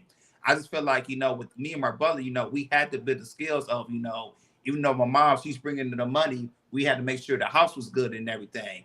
Even though my father, you know, he didn't put, you know, anything to help me out with, you know, when it comes to money, or, you know, just give me the skills to do that. So I had to find out myself of going out in the world. Okay, since my father didn't bring me the skills, even though I had my uncles, or my granddad, and I'll say my father figure, who died in, you know, back in 2005 when I was 13 and everything. I felt like, you know, even though my father was there, I had to go out. Okay, Jordan, you got to learn this by yourself, because nobody's going to teach you. Even though you have my uncles, you know, to guide you a little bit, I had to go out there for myself and learn. Same thing with my brother. He had to go out self and learn what to do, what we need to do to be a man and everything. And I feel like a lot of black men, when it comes to, if you live in a single parent household, but the thing is, it's like, I feel like a lot of mothers, they do baby their sons a lot. Because I think my mother, she was, I would say she's like babied us or spoiled us, but we had to work to earn to get what we need. When it comes to having good grades, when it comes to cleaning the house, when it comes to making everything was good and everything, it was also earning it and everything. And I feel like sometimes with some single mothers, they baby their sons so much. It's like, you know, they feel like when they get a girlfriend, they feel like they should get the same things. They should be baby as their mothers did to them and everything. And for me, it's like I do, and I have a problem with that, with some mothers doing that, babying their sons and then once they get grown, they still be spoiled. And then when it gets to relationships, you know, they feel like, you know, they should get the same thing that their mothers that gave them and everything. And to me, that's, you know, that's when it comes to that, that's not right in the head and everything. So for me, I feel like me and my brother was lucky that, you know, we had a mother who, you know, when it comes to like getting stuff done, you know, we had to, you know, work to get the stuff done and everything. And now it shows that, you know, me and my wife and also my brother, his girlfriend, it's like, hey, you know, when it comes out to, you know, when it comes out to the real world, you have to work to do what you need to do. When you have a girlfriend, you have a wife, you know, you got to make sure you got to, you know, provide as much as you can, you know, make sure the relationship is all good in order to have a successful relationship and also have a successful marriage. I just want to get that out there. No, but everything you say is true. And I do agree that on women, single mother do wife their sons up. That's just my personal opinion. Y'all don't have to take it, but I do. That's my personal opinion. I think single mother do wife their sons up. They baby them. Their son can't do no wrong. Now, there's other women, other black women who do discipline their son, and I see it firsthand. They'll tell their son to go over there and sit in the corner. Those are the type of women I do love to see. But them other women, them other black women that baby their son, that's the one PhD what you be talking about, not the one that's out here working with the working class black men. So PhD, you got to pick and choose which black man you're talking about. I'm talking about all y'all asses because y'all. Oh, you see, I can't drop her. I can't drop her. She don't want to be understanding. Drop her. I can't do it. She don't want to y'all drop her. Talking It's about single mothers when the video was made in 1972. Okay, but we're going back to 1975. So Hakeem played the clip. We're going back to 19. Hey, look! Shout out to Ashley Wynn. Shout out to Chicago Gorilla. Shout out to Supreme College PhD for being on the panel. Hey, but I did want to say. What up, big ass? Right, so okay, y'all. Hey, PhD mothers. What's up, Ashton? Can we play the video first, PhD, before you do your commentary? You just gonna play the video so people. Okay, I was responding to what y'all were saying, but yeah, I was trying to respond. I want to hear. Wait, hold on. Wait. I want to respond. Which I want to respond to what I said or what Jordan said. To what Jordan said. Let's PhD will respond. We'll do this. If you gotta respond, what I said, what we got said, go ahead and respond. And after you guys respond, we'll play the video. Go ahead. Yeah, go ahead. Go right ahead, PhD. Talking about single mothers. The interview was done in 1972. And at that time, most black children were still being raised in two-parent households. So I don't really see, but yet the issues that y'all are talking about were still prevalent, and they were talking about those issues, right? But we can go back to even slavery. So it's not y'all mamas making y'all soft, right? When that slave master told your wife or woman the day that she had a baby, oh, okay, well, you need to get back to the fields. You wasn't able to stand up and say, no, my woman need to rest and recuperate. You know, you go lay down. You get what I'm saying? So you have never been in a position to even allow us to be women, right? Because birthing a life is the most feminine thing you can do, right? And you couldn't even allow us to do that because it was up to that white man. I watched a documentary about a woman, Mary something, I can't remember. I think it's on Paramount Plus. Very interesting about how the slave master paired the woman up with a man. She didn't even like the dude, but that was her husband because the white man said, right? So you couldn't even choose your own woman. Anyways, she wouldn't let him touch her until he went and told the master, hey, she won't let me touch her, because they put them together for breeding purposes, right? So then she got the shit beat out of her by the white man, so she let him touch her. Now, she refused to have any children during slavery, so she would constantly chew on cotton seeds, which is a natural abortifacient, ladies. And so she never had any children while they were enslaved. Once they were out of slavery, she had 5 children. But the point is, y'all were never able to stand in that male role. And so you always been some little hoes. It ain't your single mama. Quick question. Didn't I tell you? PhD, I want to ask you a question. You think all black men was soft back then? Hell no. I don't believe that. All black men was not soft back then. More often than not. More of them than nah. I don't believe that. That one I don't believe all black men was soft. No, but it's more of you had to be soft than not soft, because if that was the case, you wouldn't have been. Some of them was killing. Some of the sorry, I can't use that word. Some of them was deleting some of them. Go ahead. But Ron, you yourself, would you say majority or minority of black male slaves were would acquiesce to the whims of the master and the plantation and the slave system? Would you say majority or minority? I say minority. I don't think majority of black males submitted to the whims of the slave plantation. You think it was majority? You think it was majority in Chicago? Absolutely, it was majority. Oh no, I can't. No. Wait, Diva, hold on. Jordan, don't forget I got smoke for you, sir. This is what I was saying the last time. This is what we got to do as men listening to Diva, right? She makes the shit feel like salt in the open wound, but if you listen to what she's saying, she's actually right. And James Earl Jones even alluded to it in his opening statement, where he talked about how the woman had to assume a particular type of role because she did not have a particular type of man, right? So when we go back to slavery, yeah, I'm not saying, so I don't like making the argument like all. We know that's like there's never all of none, but we know there's never all of none. That's like saying all women are hoes. We know all women ain't hoes. So when Diva is talking and she's saying y'all niggas, well, do you identify with the archetype that she's laying out? No. So when you put that aside and listen to what she's saying, she's actually making a very good point. Man, we can admit to that point, then we can start to break it down. And even to her other point, she was right. You guys had pivoted from what she was focusing on, what she said she specifically had a problem with. And forgive me if I'm translating for you, Diva, but what she said she specifically took umbrage with was the fact that James Earl Jones started talking about like the what the brothers lacked and where our shortcomings were, but he landed squarely on the black woman and proceeded onslaught of like, you know, whatever was going on with the sisters during that time in terms of their militant position, as opposed to whether men were coming back from the Vietnam War or whether they was just downtrodden by the effects of Jim Crow slavery, whatever segregation, whatever the case may be. He didn't outline the issues with the men. So back to Diva's point, and I'll go on mute, my bad.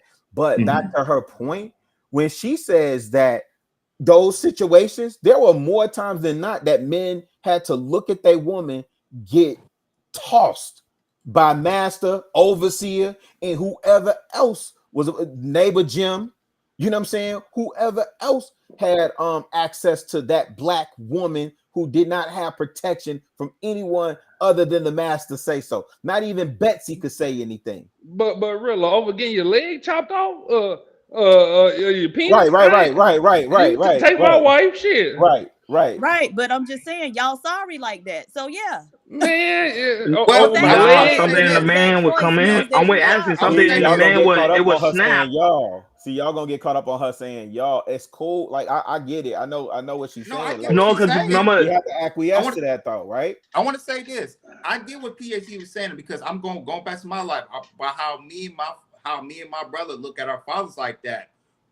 I'll just say this: me and my brother, because our fathers, we're not cool with our fathers like that because the impact that they was not in the household, and also how the impact of not being in the household, and also how we see how moms had to work so hard for us to get what we need to get. And it's like, when we looked at that, it's like, okay, well, we have our wives, like, I have my daughter and everything, I want to make sure, a perfect example that, as you can see, a strong black man in the household do what he need to do to make it work out when it comes to being a family and pass on the generation to generation. I just want to lay that out. Go ahead, Ashton. Motivated is hard not to get angry, but go ahead, Ashton. Go ahead. But Jordan, did you say that men are weak because they want they wife to a woman to treat them good? Cause my mama treat me good, that hoe gonna treat me good too. Shit. I'm not saying what we talking about, Ashton. Nah, that was Joy said when I came over here. That's not what I said. That's not what I said. It sounds like it. Weak. I'm talking about being a provider of doing what they need to do. I was not going. I was trying to go on the string of how single mothers like kind of treat them, spoil them. I was not really trying to go on that route. My apologies. Okay. On that route. My thing is, it's like, when it comes to being a strong black man, you have to be in a household, and you have to, even though the how the economy is and everything, most of the black women are gonna have to work. But the thing is, if you are the breadwinner, there are some bills that you probably can take care of that your wife don't need to be taken care of. That's all I want to say. But Jordan, did these women not preach for equality? You're not supposed to identify what Jordan's saying. That what Chicago Realtor say. You're not supposed to identify with that. If your mom treat you a certain way, he's not talking about you though. Run. If my mama treated me right, that hoe gonna treat me right too. I ain't trying to hear that. That's not what we're even talking about. But wait, I like what Corinne's saying, right? What Corinne say? Buck break. What she say? Buck break. Right. But Run, Run, didn't I tell you that PAD would get all her facts from Netflix documentaries? Didn't I tell you? You did. You was right. I love you, PAD. I gave an example, not a fact. I love you, PAD. But let's go back to the video. Hakeem. You gonna read motivated vision comment? Yeah. Hakeem, you quiet. Why you quiet? You scared? I can go back to the video. I'm not. He want to get on PAD, but that's what that is. I'm never. I'm looking at him. He listening. How much to drop? No. Listen. Like it's good. I want to hear other people's points. I do have an opinion, but I just wanted to hear other people's point before I stated mine. Okay. No way. You gonna get canceled tonight? I'm gonna get you canceled. But go ahead. He about to jump through the screen on PAD. I see the look in his eyes. You want me to go back to the video? Yeah, go back to the video and play for him. And PhD will tell us when to stop. Tell us when we'll talk about it. Okay. Go ahead. Yeah, you want to start at the beginning, Hakeem. Play by the 30-40 second mark. Look at him. He loved that white woman. Let that beautiful white goddess speak. Shout out to I.B. Wardy. That milk of magnesia. He look like he in pain. What y'all talking about? Ways are way ahead of the black man because I don't know why, but in many ways are replacing the black man. There's a whole, there's an almost unfeminine aspect of the black militant woman. Okay, Do you find that some black women you've known? I can't see just stop. All right. So the first thing he said is they're way ahead of the black man. And he said something else about the women being ahead of the men. And there's something unfeminine or masculine about the level of militancy. Now, given the fact that we already know black men were in a diminished position, should black women have then stayed below them? Yeah, that's our role. No, I don't think so. No. Right. And so, but he equates black women wanting better and, striving to get better as being masculine. Right. And fighting for rights, because he said the militant black woman. Right. So those were the black women who were pushing for equal rights and, that type of thing. And so, but that's unmasculine to him. But the fact that they were, that was unfeminine. It was masculine to him. So the fact that they were so far ahead of the men, what does that say about the men? We were not at the position to lead at that point. No, we was weak. We was weak. Yeah, we was weak. If them being militant and being ahead of the black man was masculine, then the dichotomy to that, the other side of that dichotomy is the men was feminine. Yeah. We was a weaker. I know it's hard to believe, but we was a weaker vessel. Because if the woman's working and the woman doing what the man's supposed to be doing, then. So we're talking 1972. So again, that's why I interjected. The piece about those, and this is not an excuse. I'm just putting in context what the climate at that time. So you had a number of I don't know what I have to. Y'all do all the numbers and the research over here. I don't, but I will be curious to know the impact of men returning home from Vietnam, and especially in particular those that were strung out on drugs and their impact. Because I think from that era, that's when you really see men departing from the homes and from the idea and concept of family altogether.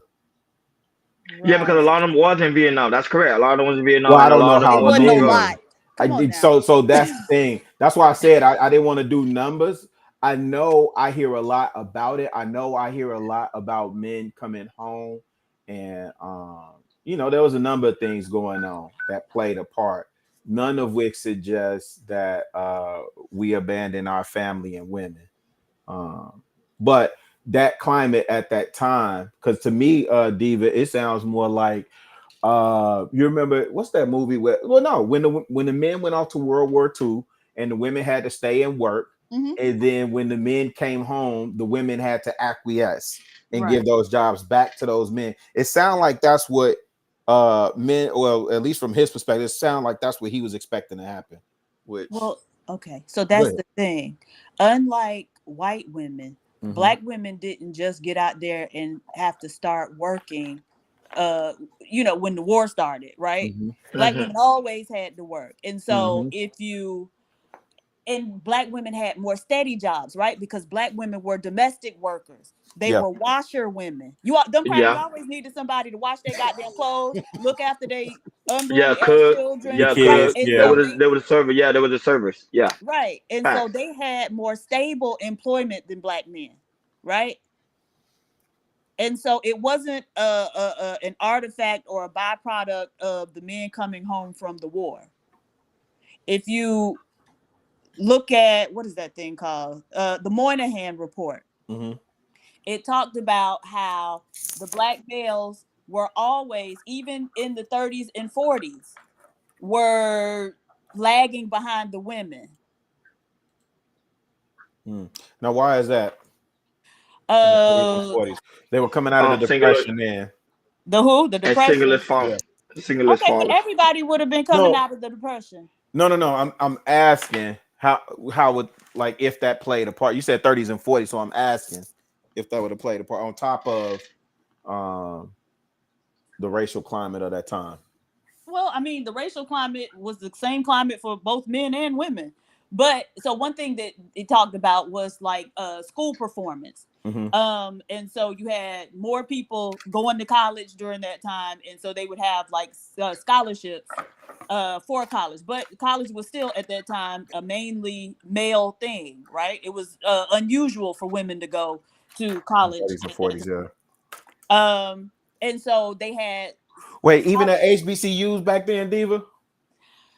No, well, they had schools for teaching and whatnot. Oh, so yeah. Like the trade and vocations, yeah. More men going than set. Oh shoot! Oh, she lagging year after year because the males didn't qualify for them, and so they finally had to open them up to the females too, and then the females qualified for them and went off to college. He talked about the federal government and how when it started allowing blacks to be federal employees, they were in those labor positions. It's like a WG pay scale now. And so it was men and women, but when they opened up the professional jobs, they expected that the men would take those positions and women would remain in those lower level labor positions. But it was the exact opposite, right? It was the women who were able to qualify for those positions, not the men. And so the pattern that we see has existed for a long time. Now, I feel like it's up to black men to decide what the cause of it is and what the remedy needs to be. But just know that it started and it existed before your fathers left the home. And Chicago Really, to answer your question, they say approximately 300K African Americans served in the Vietnam War. And remember, at the time, the population was at 12%.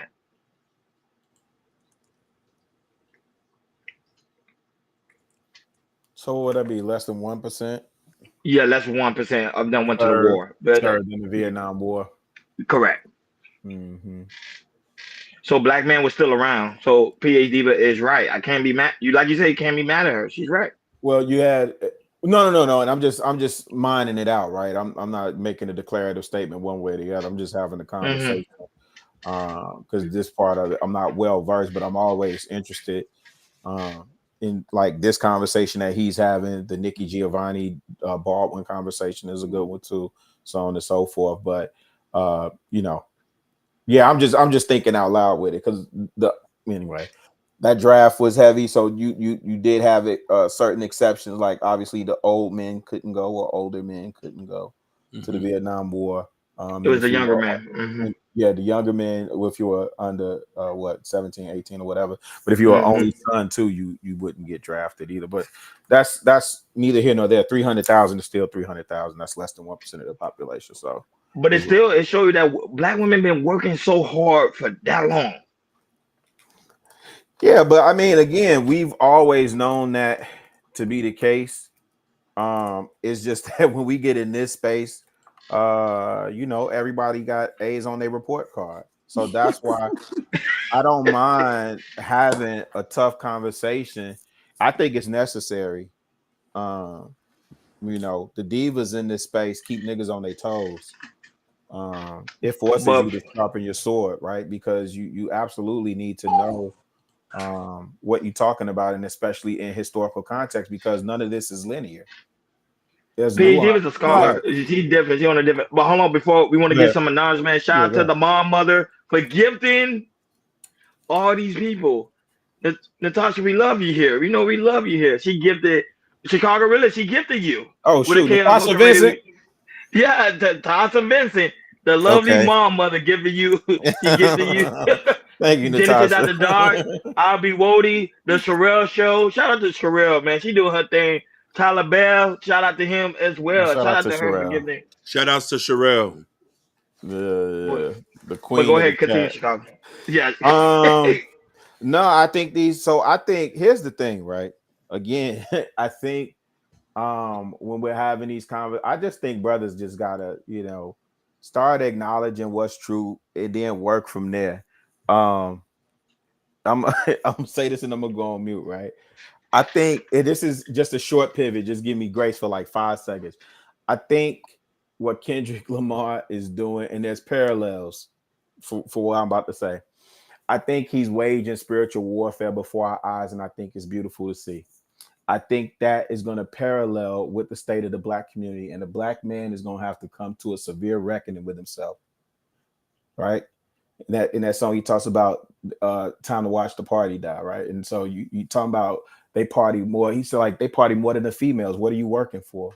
Right. If you're doing all this party, what are you working for? So again, we get in these spaces, we get in the barbershop, we have all these conversations. Everybody got A's on their report card. Nobody got F's. Nobody really want to have the conversation. Like Jordan, to your point about your dad, right? So I was talking with my grandma last week. I remember seeing my dad. On one hand, I could count how many times I saw him, right? Each time I have vivid memories of him, but I was so infuriated that when he passed, I did not go to his funeral. I refused to participate, and had I went, I would have spit on the grave, right? Wow. But at probably when I hit my late 30s, early 40s, in particular when I came back home, I needed to know why do I behave, or why do I have certain thoughts, or where does this passion for community come from? And come to find out, other people from my paternal side have those deep givings about community and family, right?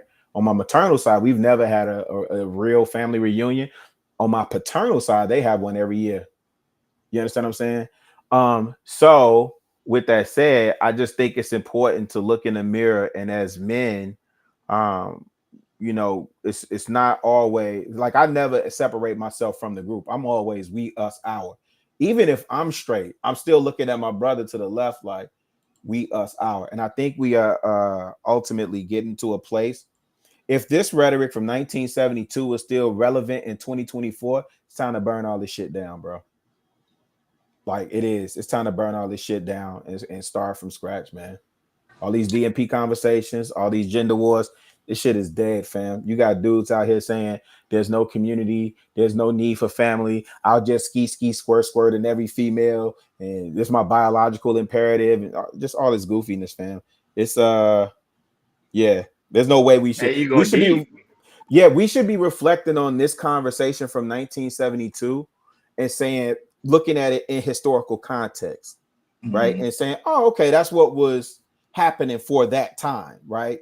Thank God we matured or evolved from that. So you mean as humans, we evolved from all these different things and still have not evolved from that? That's crazy. And again, because I'll bring this up again, because I'm well versed with the Nikki Giovanni and the Baldwin conversation, that's crazy.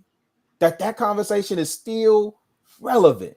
And even more so because you got men now saying, I don't need no woman. She need me. Yeah.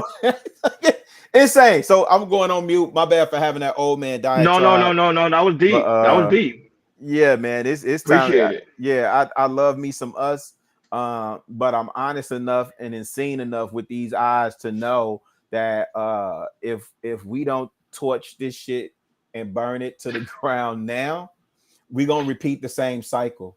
And then you'll have another iteration of PH Diva here in 20 years telling you niggas you ain't shit, ain't never been shit, and ain't gonna be shit.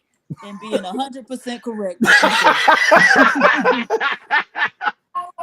the thing about, I just say, come on, Ronnie. But the thing is, with me, like when it comes to situations like that, gender wars, like I said, I didn't really hear about this stuff until I got on YouTube. Yeah. Because of my family, on my mother's side, my father's side, we don't even talk like that.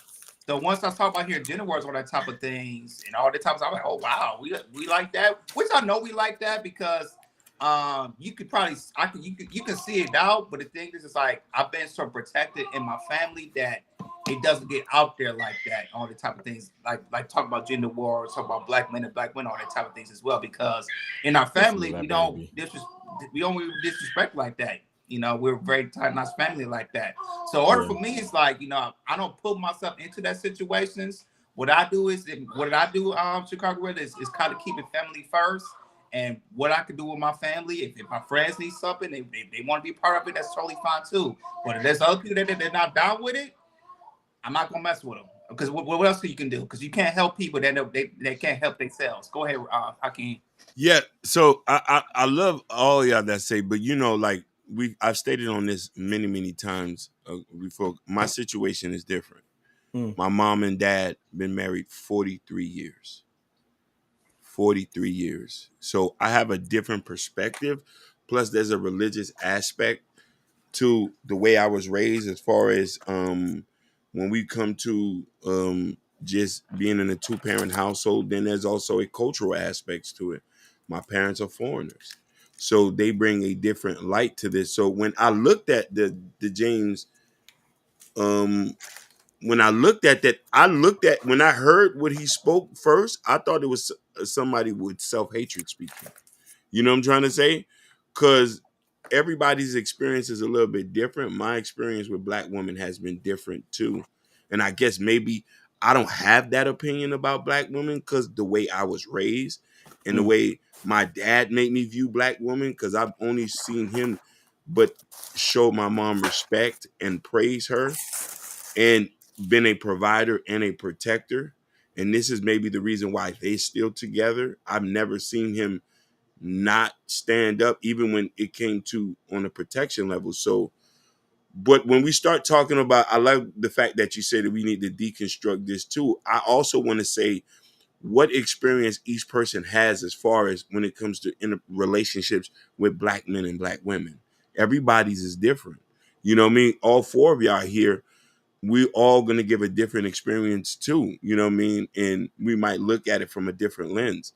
And I say that too, you know what I mean? But also coming to what would be the solution from people coming from being black, but coming from different situations on understanding each other better, on fixing the situation. That's true. No, because everybody's environment is different.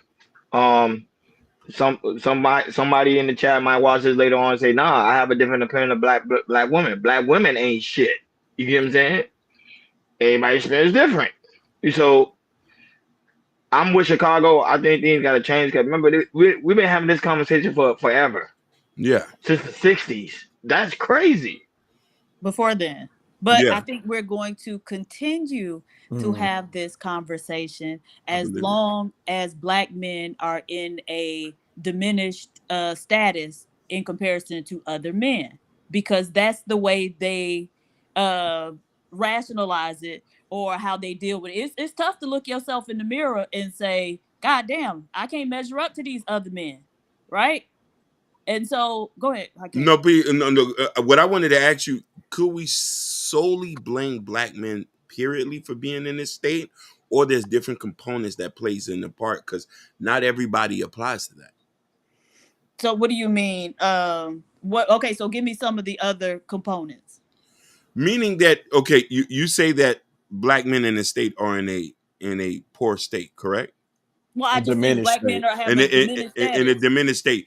But are we showing now, even with them, I know that doesn't apply to every black man. You know what I'm trying to say? But I'm wondering, for those that apply to, can we solely say that it's their fault, or there's other components that play into the part that led to these things? I don't think that's what she's saying, though. She's not saying, she's not pointing out fault. She's saying, so we're and that's why I put in the chat earlier that we are a beat up people. We are a downtrodden people, right? So if we say we are the leaders, then it wouldn't make sense for her to point to anything or anyone other than the leader. And if the leader is out of order and in a perpetual diminished state, until the leader of the community or the family or whatever, however you want to look at it, until the leader is at his rightful place competing on a global scale with men of other ethnicities and not constantly comparing themselves, well, black woman, we out earn you by like $5,000, nigga, chill. You know what I'm saying? Like, until we're able, when you and I'm talking about individual, right? And this is the thing that I rail against, exceptional individualism. I hate that, right? Because it does nothing for us as a group, as a whole. It just gets me to focus on me, mine, and as long as me and mine straight, then we good. And so trust and believe. I could be good with me and mine over here, but I never separate myself from my people, right? So until what she's saying, and again, I'm gonna go on mute because I don't want to translate for Diva. I know she's articulating. But Yeah, I know she can articulate for herself. But what I'm saying is, until the men are in their rightful place in order, and I don't even want to say like in a position of power because it's not about that. Until we are in our rightful place and rightful standard within the community, when something pop off, if Lil Dontavius or Jaquarius thinking about forming a gang, you better be forming an investment club, little nigga. You understand what I'm saying? You better be forming a debate club. That's what you should be forming, talking about a gang. You understand what I'm saying? Like until black men could stand up as Mufasa in their homes, right? As Mufasa in their communities, then we're going to continue to have these same conversations and continue as a group, as black men as a group. Think about it like this, Hakeem. When you think about industries that other groups tend to dominate, right? So when you think about I don't know, tech, you think about science, you think about engineer, you think about finance. We can name the men, and typically we think the men of those groups. I can name a couple right off the back. Indians with software development. Right. So now when we look at the black men, what's the first thing we're gonna say? Entertainer and athlete. Yep. Those are service roles. Yep. In Rome, we'd be in the Colosseum. We'd be the entertainment. We'd be fighting the lions. That's what we would be reduced to. There's no nobility in that. There's no honor in that, no matter how much they pay you. Right? I can't remember that book. I got it somewhere. It's called $1 Million Slaves. I gotta get to it. $40 million slaves, I think. Yeah. My stomach hurt hearing that. But it's supposed to, brother. It's supposed to, because the real conversations that we be having in these spaces, man, we don't want to take that castor oil. No, you're right. I don't listen. Y'all know, me and Diva had it back and forth a couple of times until I had to sit back. I watched the replay one time, and then another time I was in the class and I just had to listen to what she was saying to take the emotion out of it. So once you take the emotion out, it's like, damn, man, you gotta hold that. And that's the problem with Chicago, where a lot of men aren't emotional. So when they hear some of the PhD about 1000%, that's the immediate bro that is thinking getting emotional, and they get their feelings hurt and everything. I have no problem with PhD what she's saying and everything, because me, it doesn't hurt me, because I mean I can take it. I heard it before and everything. It doesn't hit me. When I listen to PhD Leader, I'll listen and see what we can do. I think about it and everything. But a lot of people on this space, you see her on the panels with them other niggas, Jordan. Oh my God! I'm talking about you. Hey, we ain't talking about you, Jordan. So good. Y'all easy to get triggered. Hey, she got the white boy out of pocket the other day. Hey, she does not hold her tongue, not one bit. Hey, she got the white boy out of pocket. I said, God, no, this is so special, man. Nah, but we just gotta. I'm saying as brothers, and again, it's not there are more things that I agree with Brownsville from Sharon's cousin over there. Yeah. There's a lot that I agree with him on. Yeah, me too. And I don't shout people down when they preaching good. Yeah. And so when he say his messages to the brothers and how we got to recalibrate and realign, that's the truth, man. And it shouldn't matter. Listen, women are in the room, they're at the table while we're having these discussions. Mm-hmm. I'd rather just have the discussion. If they present, they present. It is what it is, right? But for the brothers, man, we got to continue to push and elevate, man. We got to continue to push these boys. These boys don't even know how to string a proper sentence along. That is a Did fact. you hear? Yeah, that is what's the old boy name? Tyreek Hill. Oh my God! Damn twin. Yeah. Damn gang. What the fuck? Yeah. It was embarrassing. It was embarrassing. Listen, here's the thing. Got like 7, 8 kids already. You're a professional athlete. Yeah. It was embarrassing. Professional athlete. Yeah. Right?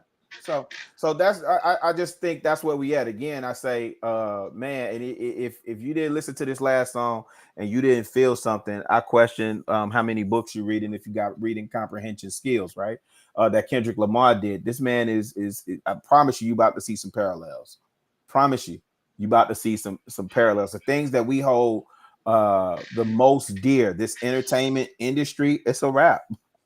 It's a wrap. In this space, where people are doing whatever, clucking for $1, it's about to be a wrap, G. And if you don't listen, man, our boy, I'll say this till they not reading at a 4th grade level, but our boys are reading at a 4th grade level. That's a problem for me. I think some of them can read, it's just they can't comprehend. That's the point. Yeah. No, I'm in these schools. no, Damn. no. And I'm gonna tell you why.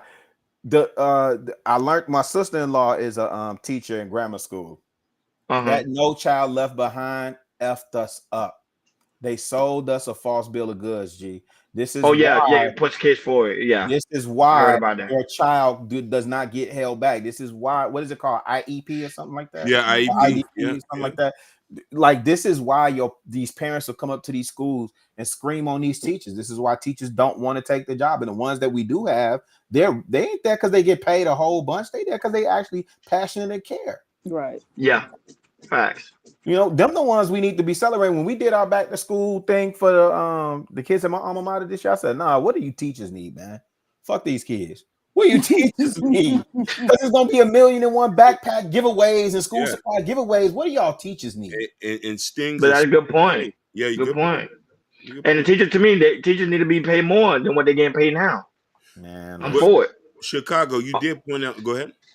No, I want to say why I asked a question. I don't know you guys want to say, Ronnie, explain why men and women who are competing still have the same problems of everyday folks. Do I have to answer that? What problems is he talking about? Yeah. Why I explain?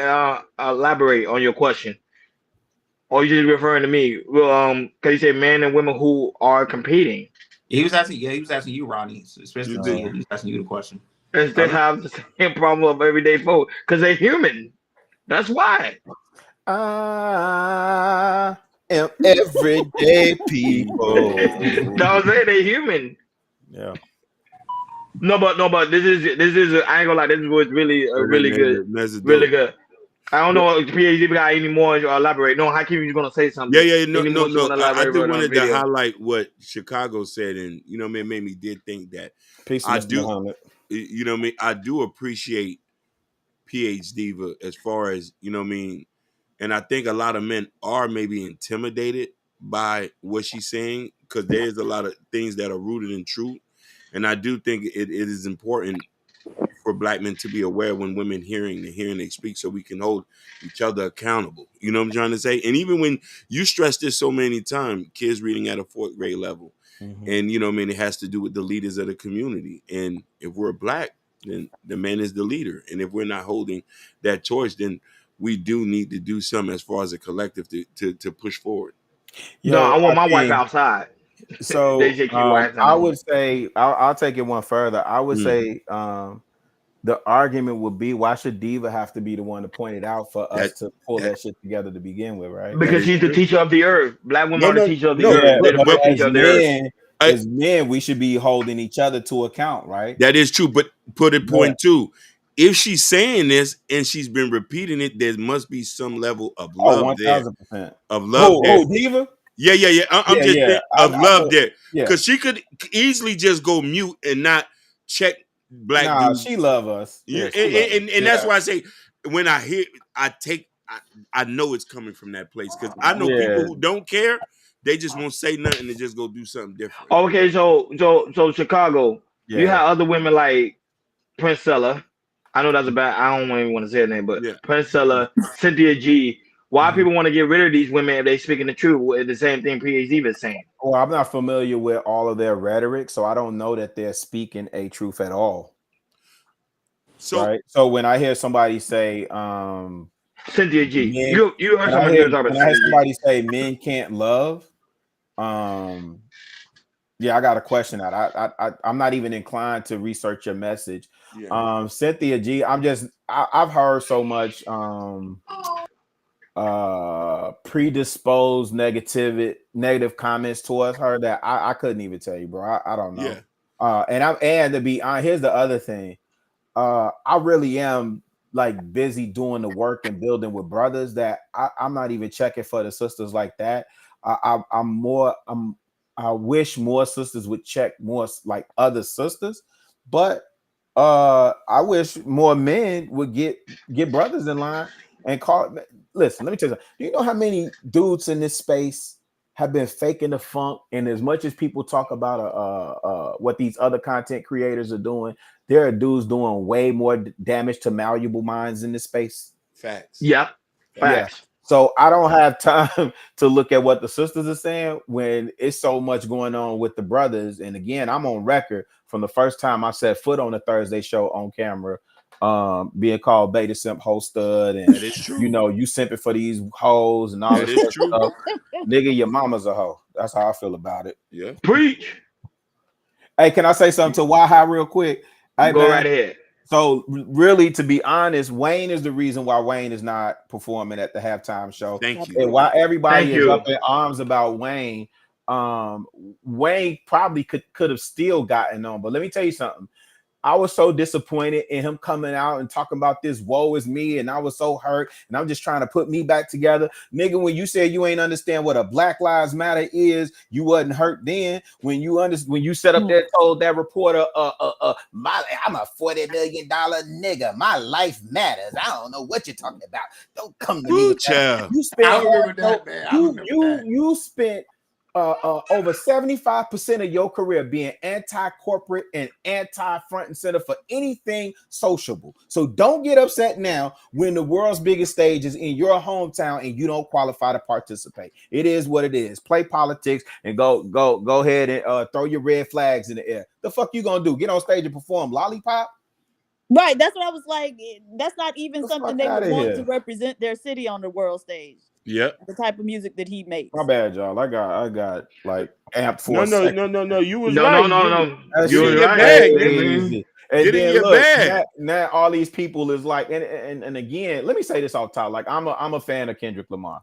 I've been following that man's We career. can tell. Overly dedicated. But I'm a b-boy first, right? But my thing is, you know, whether he got the nod or not, it could have been somebody else. Drake could have been in the run. Drake actually would probably make more sense, right? Yeah. However, you can't deny the year that this dude is having. So I think Wayne, in all his professionalism, hey y'all, I appreciate the love and the support that y'all showing me. But listen, they selected who they wanted to perform.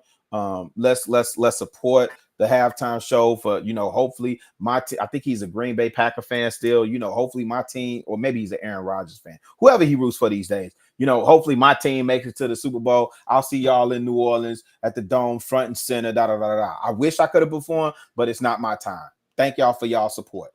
You know what I'm saying? That's the classy way to do it. You've been in the game all this time, and now anyway.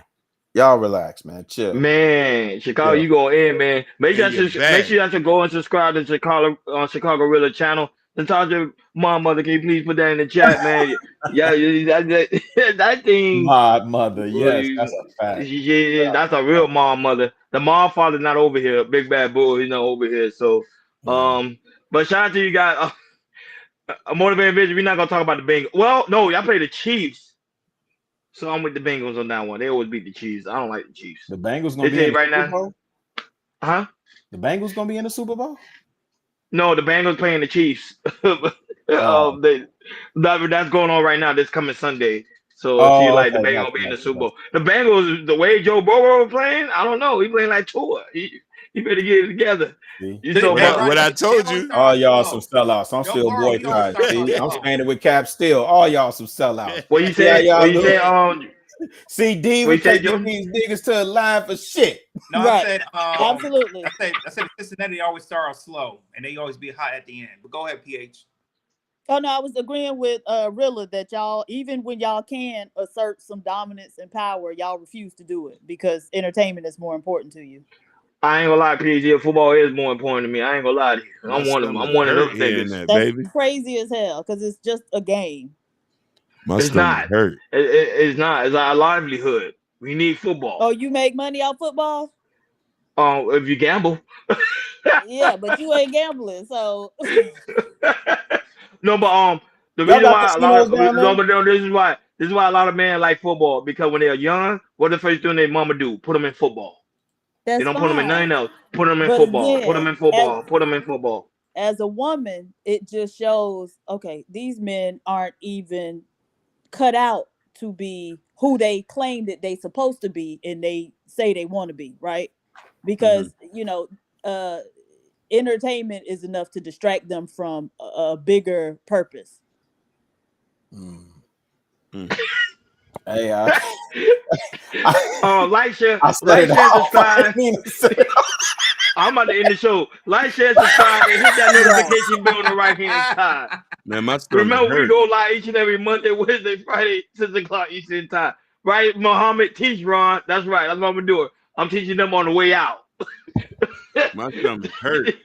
Remember, we go live each and every Monday, Wednesday, Friday, 6 o'clock Eastern time. I ain't gonna lie, PhD, but that was a good close. I ain't gonna lie to you. That's why I closed the show. That was a good close. I ain't had nothing else to say. Let me end the show. I ain't got nothing else to say. Shout out to the lovely Supreme Goddess PhD for joining us on the panel, especially for this segment. Thank you so much. Solution-based game is in the building. PhD trying to take you away from him. You know what? See, in Chicago, that's why we can't come together. Look, he's trying to take him away from another black man. I can't help it. Hey, Hakeem want 10 kids, 10 pounds. Hakeem, what you trying to do, man? Hey, I'm going to fulfill that dream too. When you see sending me out in the world, I'm gonna send him to different but Chicago, just imagine he could use them 10. He could use them 10 kids and build his own community. Yeah, right. But he got to bring other women in there, so it won't be no incest. Yeah, that's called Dr. Malachi York. No. He said I call Malachi York. Blessings. Oh, you know his granddaughter. Hey, on Chicago, you know his granddaughter was on Ashton show. What? The other day. Yeah, the Ashton didn't even know. Who is his granddaughter? Go. Oh, the screen's taken down. Her name was Essence. Wow. Yeah, hit up Ashton in the back. His granddaughter was on there. That joint is so crazy. I was crazy. down Me and Hakeem trying to interview you. I'm trying to get her information. Out in front of 5 Points train station at Underground. Hey man, they was pushing that work, G, and they had the Egyptian Musk on deck, man. And then he went down there. It went downhill when he went to Eatonton to build them pyramids. You know what I'm saying? When he started building them pyramids down there, them people came for him. But to me, was he wrong? Because he was still paying taxes on that land. That why it didn't make sense, because he was still paying taxes on that land. Yeah, what he got caught up on. Well, they was gonna come after him anyway because that was in Eatonton, Georgia. You know what I'm saying? When you go outside of Atlanta, probably the same as Florida. When you go outside of the major cities, it gets really country really quick. Right. So you can't do that with them pink people, man. No. You got a bunch of pyramids and they over there. You got Karen and Ken over there. Like, what's that nigger doing over there?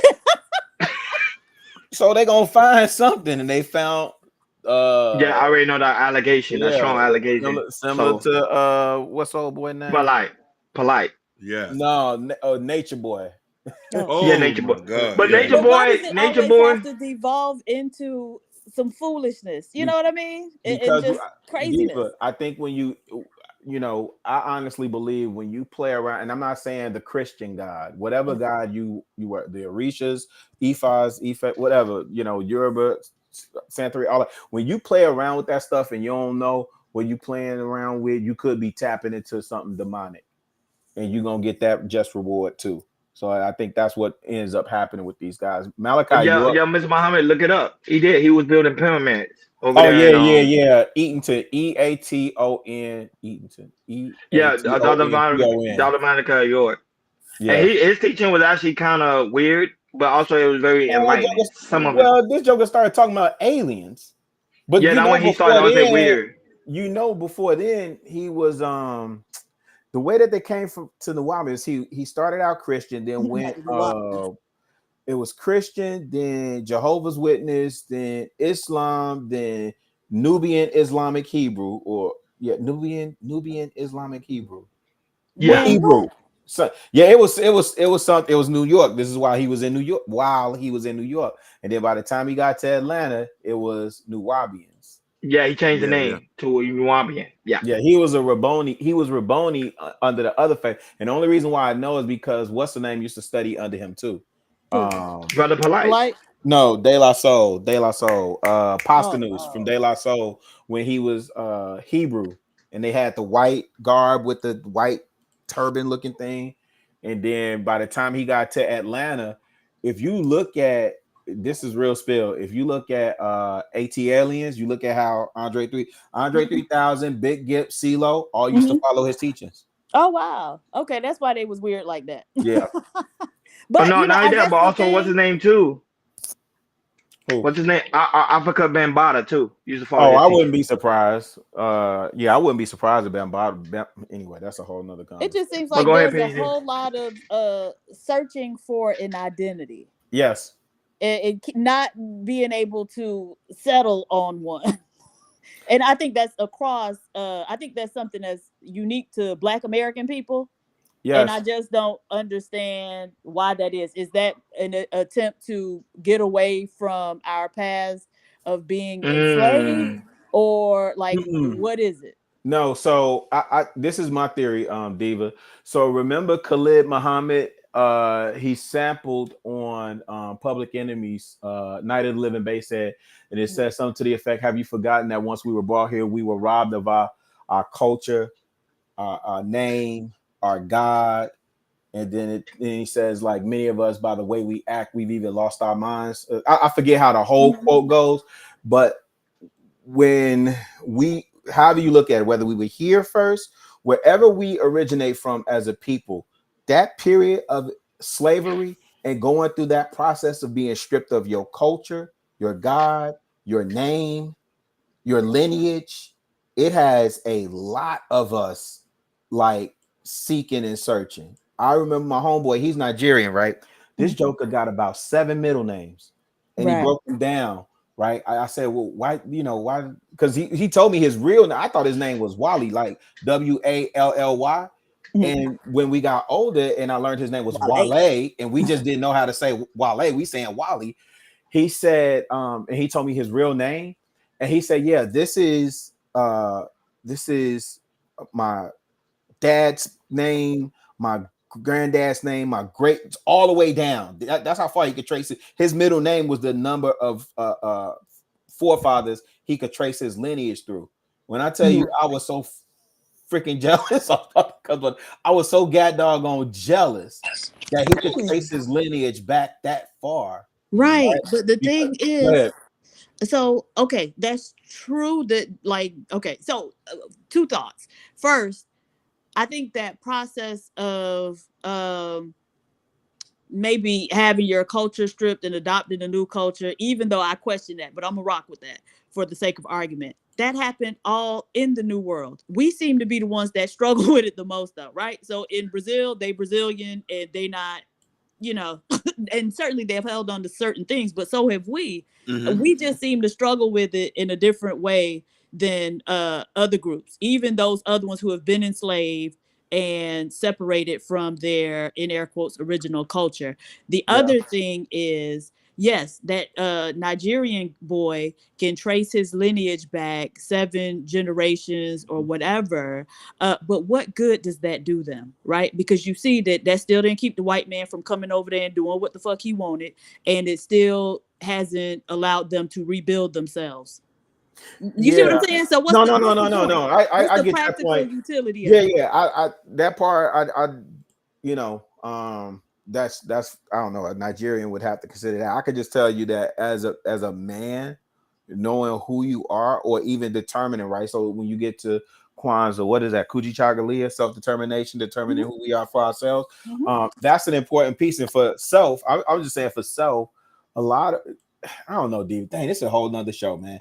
Because that's a whole nother show we gotta do for a whole nother day. Yeah, I know y'all trying to end it, but my bad, y'all. Yeah, but Diva, here's the thing.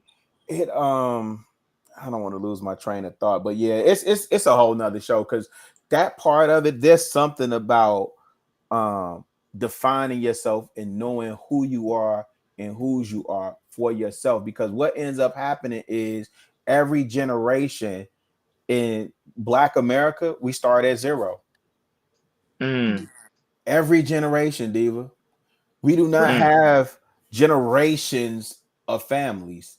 we have them, but you know what I'm saying, not scale and certainly not talked about enough that they permeate through the mainstream. So every the mainstream conscious is what I'm talking about. But every generation, everybody starts at zero. Whereas if you know who you are and whose you are, you're just consistently building on that. So a lot of decent brothers in Generation X. I know a lot of the decent brothers in Generation X, right? Working hard to change that narrative, right? And just building where we are, because you can't that history, even for our family, right? Trying to go back through the annals of Blytheville, Arkansas, trying to figure out who was what. You get to a stopping point. This ain't Henry Louis Gates. What's that show he has? But there's actually a guy in, like, I think South Carolina who's doing that. There's a museum, you come in and they help you for free do that. But Natasha, the practical utility being identity, again, it hasn't helped them, right? And so even with all of that identity, we still the Black people that all the other Black people look at and say, hey, right, we gonna emulate them. That's a fact. And so then what good is what's the practical utility? It has not helped you improve your situation.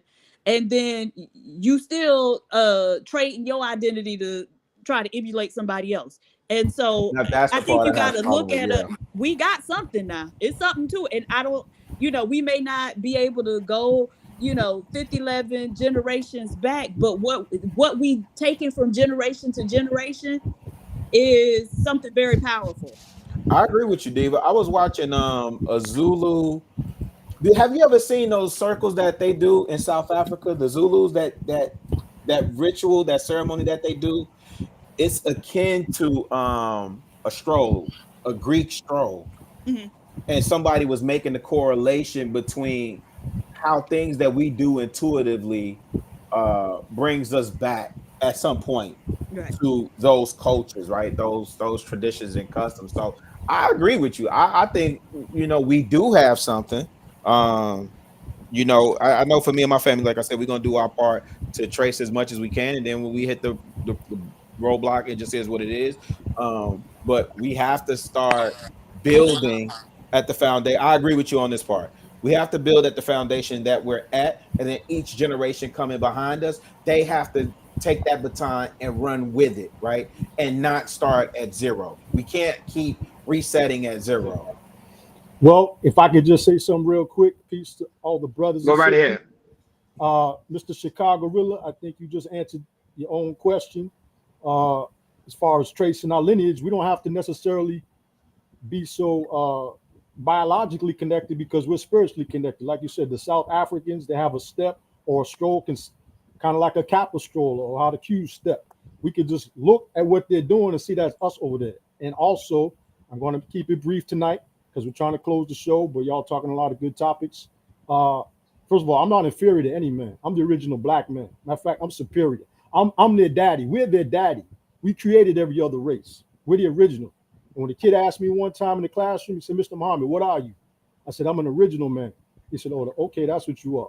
So whether it's African American, which has its contradiction in terms, but it still has a solution in it, because the problem has the solution. Every problem that we have, there's a solution in it. And no matter what we've done, we've survived living in the worst, the most racist, the most corrupt system on God's earth, and a superpower. That's all I got to say.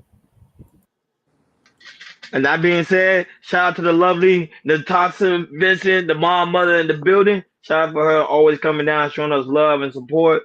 Why high? We always on overtime. I never get a day off. Trump said he's gonna get rid of the overtime dollars. So why high? He ain't gonna tax you on that no more though. No, I'm saying I'm always on overtime. I never stop, man. Shout out to Why High, always coming over here showing love and support. Shout out to the lovely motivating Vision with here. I'm shocked.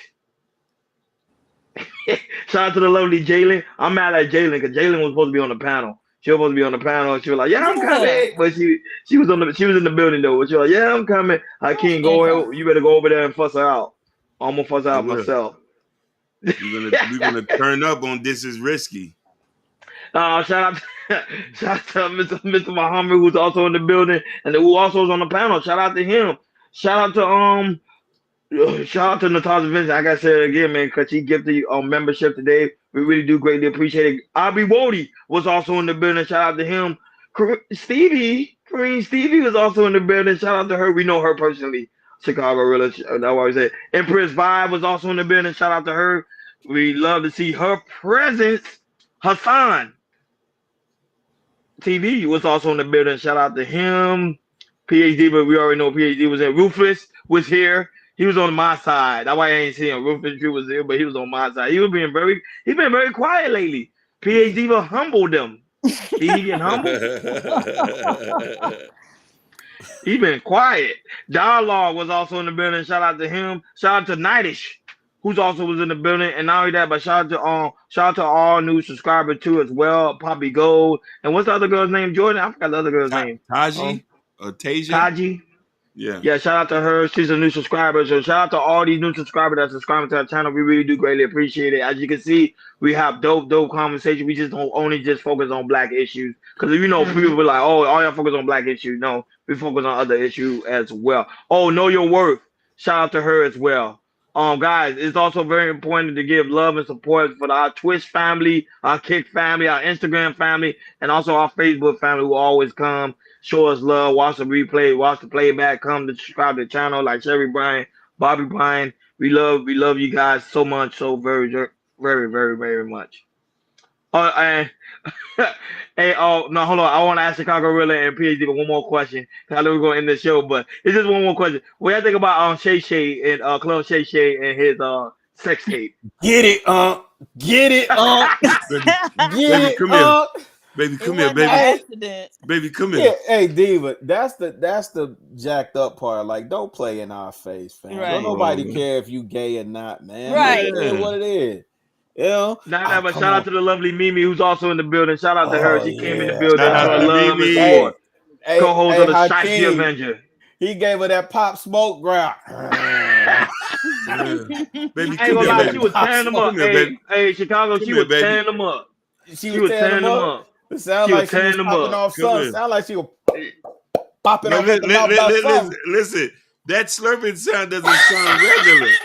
That can't be a regular slurper. That has to be. Hey, that's my machine. Hey, Natasha, you what? Hey, that big country nigga with that list, man. Come here, baby. Yeah, you want that, don't you, baby? I pride myself on being a professional. Skip. And you know he got some bad hips too. I know she was tearing him up. Shout out to Aunt was getting it in. And all that, guys, make sure you go to KL Culture Radio description where you can get your KL Culture Radio t-shirt with Jordan got on, the KL Culture Radio hat with Hakeem got on, the coffee mug, and also Prince Hakeem book. If y'all want to purchase it, go to the community tab. There where you could go and get the book. And also we dropping new gifts coming out for the winter, so guys be on the lookout for that. And Hakeem is also dropping out his new book. Y'all look out for that as well. Hakeem doing his thing. He's doing his thing. Thank you for tuning in to KL Culture Radio, guys. Have fun. Be safe on the weekend. Don't get into no nigga.